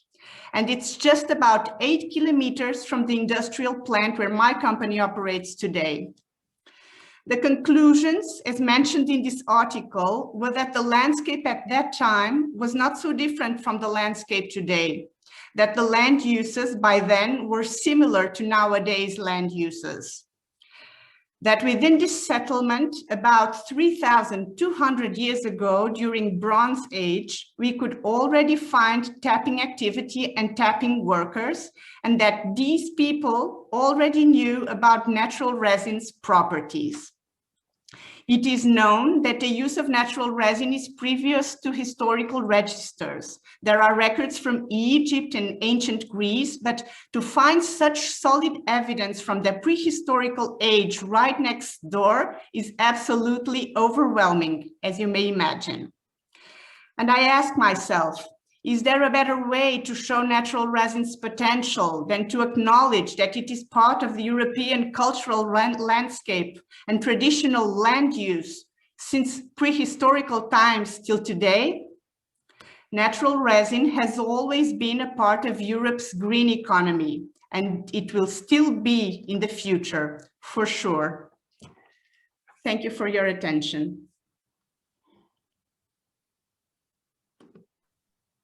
Thank you so much, Mariana, for an excellent presentation, guiding us or giving us an introduction basically to this fascinating world of resin. Here also, I would like to ask participants, if you have a question for Mrs. Ferreira, please drop it in the Q&A section of this Zoom webinar facility, and we will check these questions coming in as they are coming in. And at the end of this session, we will make a little bit of time to address the questions or the selection of these. So that applies to the questions you might have for Mrs. Ferreira, but also to the previous speakers, obviously. So, well, let us proceed after resin. There's still another non-wood forest product that we would like to highlight. And the next one is basically, well, nuts, chestnuts. And for this, we have a video that has been basically prepared by Mr. Jesus Crisra, and he's the president of IXP Castaña de Galicia. So yes, Gerard, you can launch the video, please. Hola, soy Jesús Quinta García, presidente de la Indicación Geográfica Protegida Castaña de Galicia y administrador único de la empresa Livelihoods Galicia, que se dedica a la transformación de producto al pelado, sobre todo al pelado de castaña. La producción de la castaña en Europa supera las 210.000 toneladas. Esto supone un 10% de la producción mundial, pero el 97% de la producción de castaña sativa europea se produce en Europa. En los años 60 se producía más del doble de esta cantidad, más de 460.000 toneladas. Los principales países productores de Europa son Italia, Francia, Portugal y España, que suponen más del 70% de la producción europea. La producción tiene lugar en sistemas mixtos agroforestales, o como se dice en el norte de España, se denominan sotos, que es considerado un hábitat de interés comunitario por la Unión Europea y proporciona múltiples sistemas ambientales a la sociedad. Es un sector que proporciona importantes recursos en la economía de medio rural y en áreas de montaña, no solo en el ámbito primario, sino en el industrial y la castaña es un producto silvestre, sano, equilibrado para una dieta fundamentalmente sana. Es un producto totalmente natural, se produce en zonas de montaña, en zonas aisladas, en zonas donde fija mucho la población rural. Solo en España hay unos 100.000 castañicultores y decenas de empresas que se dedican a la transformación del producto, que proporcionan empleo en las zonas rurales. Este esquema se repite en el resto de países europeos con Italia a la cabeza. En España se encuentra sobre todo en el noroeste de España, donde se concentra más de la mitad de la producción. Sin embargo, el castaño presenta diferentes amenazas, como plagas, enfermedades, que aunque la investigación proporciona soluciones, los recursos para la lucha nos parecen insuficientes. Tenemos que apostar más por esta lucha para que el castaño sobreviva. Tenemos el reto de impulsar las nuevas plantaciones, profesionalizar el sector con variedades de alto interés económico, variedades que tienen unas características especiales para su comercialización, con el objeto de competir con castaña de otras procedencias asiáticas, que son otras especies de menor calidad, de peor comportamiento, y este reto tenemos que conseguirlo entre todos porque será muy beneficioso para la economía rural, que es lo que al final prima, una sostenibilidad ambiental que también es importante, y de cara a un mercado verde europeo, pues este producto es totalmente interesante y que nos parece que puede ayudar mucho a la economía verde de Europa. También tenemos el reto de impulsar el consumo del producto, el consumo en los mercados tanto de fresco como los productos industriales que se emplean en las diferentes cocinas mundiales, e impulsar la producción, impulsar a estos productores que tienen que producir esa materia prima que necesitamos para nuestro tejido industrial y seguir aumentando el tejido industrial con la elaboración de diferentes productos. Por eso, desde el sector demandamos a las diferentes administraciones, tanto autonómicas, nacionales, europeas, que nos ayuden a conseguir estos retos y a luchar contra las plagas que tenemos recientemente, como es la avispilla, como es el chancro del castaño, como es la tinta, y creo que las administraciones se tienen que volcar un poco más en esto en general, porque es un sector que está bastante olvidado.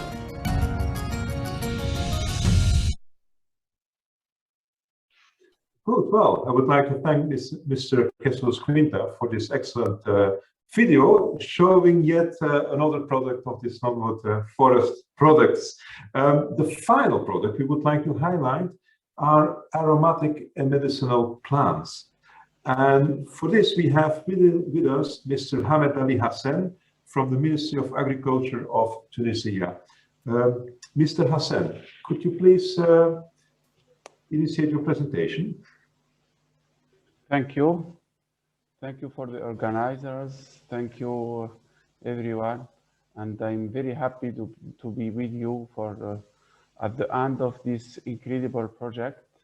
I don't know if you can see me. Not yet.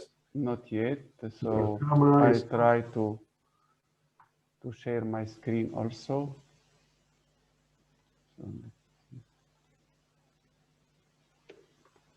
It's okay now? Yes, it is okay now. Yeah. Okay. So, okay, I can start. Yeah, please go ahead. Okay, thank you. So, my presentation, as said, is about the values and potential of medicinal and aromatic plants. And as you know, this MAP value chain is well known by the high diversity of plants, as said by the previous speaker. There are about 3,300 plants in international trade, so that you can show the importance of its diversity in different countries, and especially in Mediterranean countries. Some of these plants are undervalorized and others are overexploited. The second characteristic of the medicinal and aromatic plants value chain is the high growth of global trade and global market. So you will see in the next slide that the growth rate, annual growth rate, is more than 5% at international trade. So medicinal and aromatic plants are used for 4 types of processed natural products. Firstly, essential oils, fresh plant material, dried plant material, plant extracts, and oleoresins. And for essential oils, they are used for 1/3 for food, 1/3 for spa and relaxation, and others for medical uses and cleaning and home. Other characteristic of these palm products or MAP products are the difficulty to distinguish between wild and cultivated material. So many wild materials become domesticated for competitiveness and integration in the value chain. So here for an example of rosemary in Tunisia and rosemary olive oil, essential oil. As presented by the incredible project, this is the value chain. You can see that it's very, there are many actors, from forest manager to end-use industries. And if you see at the upstream of this value chain, it's very informal, especially for the collectors. And when we and by the end-use industries, we have more structured enterprises. And the most share of this, the value added is obtained at the end of this value chain. The information about trade is, we can have it for essential oils. And here we can see that India is one of the main exporters, followed by the US and China. For Mediterranean countries, we can see France by 8%, Italy and Spain for 3%, but also other Mediterranean countries that counts for 1%, like Morocco, Egypt, Tunisia, and other countries. But as I said, that the interest by natural products and uses a high increase in exports for different countries. Like you can see for Europe, the expanding annual growth rate with 8.4% for the period 2015-2019. The same for Maghreb countries, and you can see it's more than 10% for Tunisia, etc., and also Italy and Spain. The United States, followed by France and Germany, are leading importers. This is the essential oils are then used for different end-use industries like cosmetics, etc. So following the SWOT analysis that was done by the incredible project, we can see the main challenges for this value chain is how to stay competitive and respond to market demand changes, ensure sufficient and equitable returns, especially for collectors, and secure, sustainable supply of medicinal and aromatic plants. And for that, there are three main orientation strategies. The first one is networking. Networking is needed to share the flow of information and share returns, etc. Market development also, because there are many changes in the market at international level, and there are niche markets, rural market, etc. So, or local markets. So we have to develop some actions to focus on them. And the last orientation strategy is the sustainable supply. We have to have a harvest lower than the equilibrium production. So, firstly, how networking can add value and benefits. We should develop partnership between different actors. So through contract arrangement between local communities and forest administration, creation of producers association, development of clusters between landowners, collectors, and industry and consumers.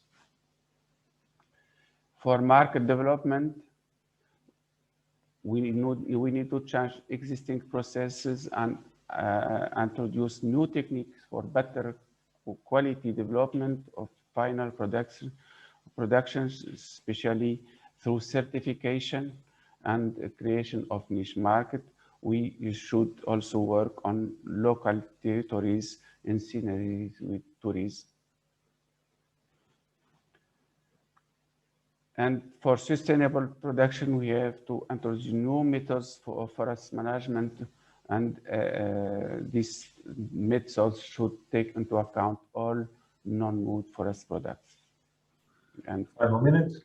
Yeah, okay. So the main key messages we have for MAP value chain, it can be enhanced through a demand-driven approach targeting final products with high added value.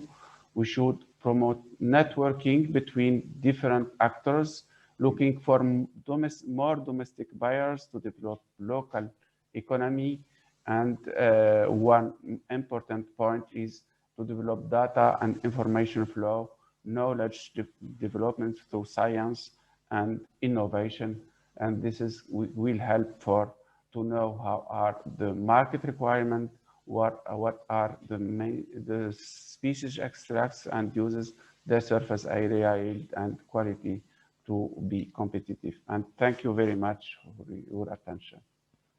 Thank you so much, Mr. Hassan, for your very nice introduction to the fascinating world of aromatics and medicinal plants. It's true a very special subsector of the non-wood forest products. So what we will do now, we will give the people from the EFI team a couple of minutes to sort out the questions. We still have time, or you still have time to post a couple of questions. And while EFI team is basically processing the questions, we can have a look, or we can take a look at one short, it's only 1-2 minutes long, video on resin. And it's basically a worker in the wood talking about the resin extraction techniques. Gerard, can you start video number 2, please? Thank you.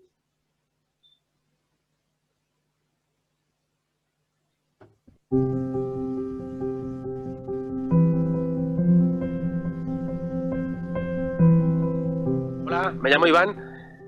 Para quien no conozca mucho el trabajo de resinero, que es un trabajo de temporada, consiste básicamente en extraer la resina del pino, mediante unos cortes o incisiones que se llaman picas, a los cuales se les aplica un estimulante para que el pino expulse la resina. Se obtienen diferentes subproductos que están muy presentes en la vida cotidiana para multitud de usos, desde lacas, barnices, disolventes, aditivos para motores, para tablas de surf, soldaduras para estaño como aislante. La resina como recurso natural es un combustible no fósil, hipocarbónico, cuyos principales competidores provienen de los hidrocarburos, como el petróleo. que sí que son más contaminantes. Los aprovechamientos resineros son compatibles con otro tipo de aprovechamiento, como el maderero, micológico, cinegético. La extracción de resina creo que revitaliza las zonas rurales y puede ayudar fijando población. El resinero, al fin y al cabo, lo que hace es custodiar el monte y cuidar de los pinos, de los árboles. Como mejoras que se pueden introducir en el sector, pues creo que desde el sector privado, que es el que fija el precio, un precio que sea justo, esto es, que sea rentable y estable. Por parte de la administración pública, pues lo que también se lleva demandando durante muchísimos años es la puesta en marcha del contrato territorial, que es una herramienta por la cual se reconocen todas estas externalizaciones positivas que genera el oficio de resinero, para el medio ambiente y para la economía, y por lo tanto para la sociedad. También se necesita que se siga invirtiendo en investigación y desarrollo, sobre todo en zonas que son menos productivas por diferentes factores, que tenga al resinero como figura principal, o sea, que no lo expulse del pinar, que sea inclusiva. Un saludo. Excellent. So what you start to feel here is the human dimension related to this non-wood forest product sector. And we have these short videos, only 1 or 2 minutes, which we will every now and then just insert in the program, right? Well, what I would like to do next is to hand the word to Ignacio Martinez. And he has taken a look at the questions that have popped up. So Ignacio, tell us, I hand the floor to you. Sorry, I was muted. Thank you, Stephen, and thank you to all the speakers, and thank you for this fantastic video, which introduces very much a core element of all questions. So an element that we believe is behind the questions. The man in the resin structure was telling us about the price. They need to be a price that is stable and enough for the worker. And there are several questions about the economic profitability of this question, in relation to cork, the investments, the period of return, in terms of how much you pay the worker, in terms of also how much resin you can extract. And so there's a general topic of profitability. And this comes to the common theme of the bioeconomy and also of non-wood forest products, which is the capacity to deliver value in the land for the worker or for the owner. Even in sophisticated value chains like the one we saw in cork, there are some difficulties that are jeopardizing cork extraction in many traditional areas where salaries are high. And it's difficult to attract people to the activity. So the question will be, what needs to be done, or how to move forward in terms of creating more value to the land, which is a difficult question, I guess. And this links also to a question for Patricia that was saying, should we change, reform in terms of access to the land in natural areas? So are we jeopardizing the risk of these non-wood forest value chains to create value at the bottom of the value chain? What will be things to be done? I think there's a question for Joao, for Mariana, and for all. So who wants to take the floor first? Perhaps Patricia, Mrs. Shanley? Also for Hamed, because the access to the resources is also an issue in Tunisia in aromatics, I believe. Ignacio? Yes? I was typing an answer. I'm not sure whether I could listen to your question and understand the global approach, but you spoke about attracting people. Yes, I was thinking that there is a limited profitability at the bottom of the value chain and limited capacity, let's say, to pay affordable salaries, or for the workers or for the collectors to make a profit, and this has limitations in terms of the market, the competition, the concurrence. So the idea, see, all these value chains in the bioeconomy in general happens with wood also, is a certain incapacity to develop value. And so the resin picker was telling us about this territorial contract to put in positive externalities, for example, payment ecosystem service. What else do we need to be able to create value also at the very bottom of the value chain, which is at least jeopardizing for example, resin extraction in Europe or cork extraction in France. So it's difficult to keep value at the bottom of the value chain. What forward will you see in this? Well, I answered already a couple of these questions in the Q&A and in the chat, but honestly, we have an average wage in a daily base for the workers that are doing the harvesting in the cork sector that it's around 100 to 120 euros per day, which is clearly, we say, one of the best world agricultural jobs and paid jobs in the world. Of course, it's not everything, because it's a tough job, it's a difficult job, it's a very skilled job, and so we are working hard also to find technology that can support to help these workers and to be more effective, to increase productivity without, and this is our focus, anytime damaging the true value of the relation between man and nature, and without compromising any of the ecological credentials that these forests have. But of course, one of our main concerns, it's always, as an industrial sector, create applications, uses for cork that are really high added value, because we know that we are very care about the transfer of value among the supply chain. We are conscious about the constraints that the markets have in prices, in elasticity of prices in the consumers. Even if they have a preference for natural, recyclable, sustainable products, sometimes there are price plafonds that we cannot overexceed. But I can tell you that more than ever in our history, for sure, we are working together, industry, production, and hopefully also the policymakers to find solutions, to find mechanisms. And you spoke about this, the payment for the ecosystem services, for the public goods, for many of the things that don't have economic value, but that can be really a very important support to help and to mitigate these constraints and jeopardize the difficulties we see in the long term in these economical models. But many of us, talking to politicians, we have the obligation, the responsibility also to transmit this message that we need to see in the long term. We cannot always look in the short term. We cannot always see the day after tomorrow. We have to see the benefits for populations, the benefits for local, to territory, to cohesion. And we need really to keep testing this message and to find mechanisms to don't be always in the short term. Thank you.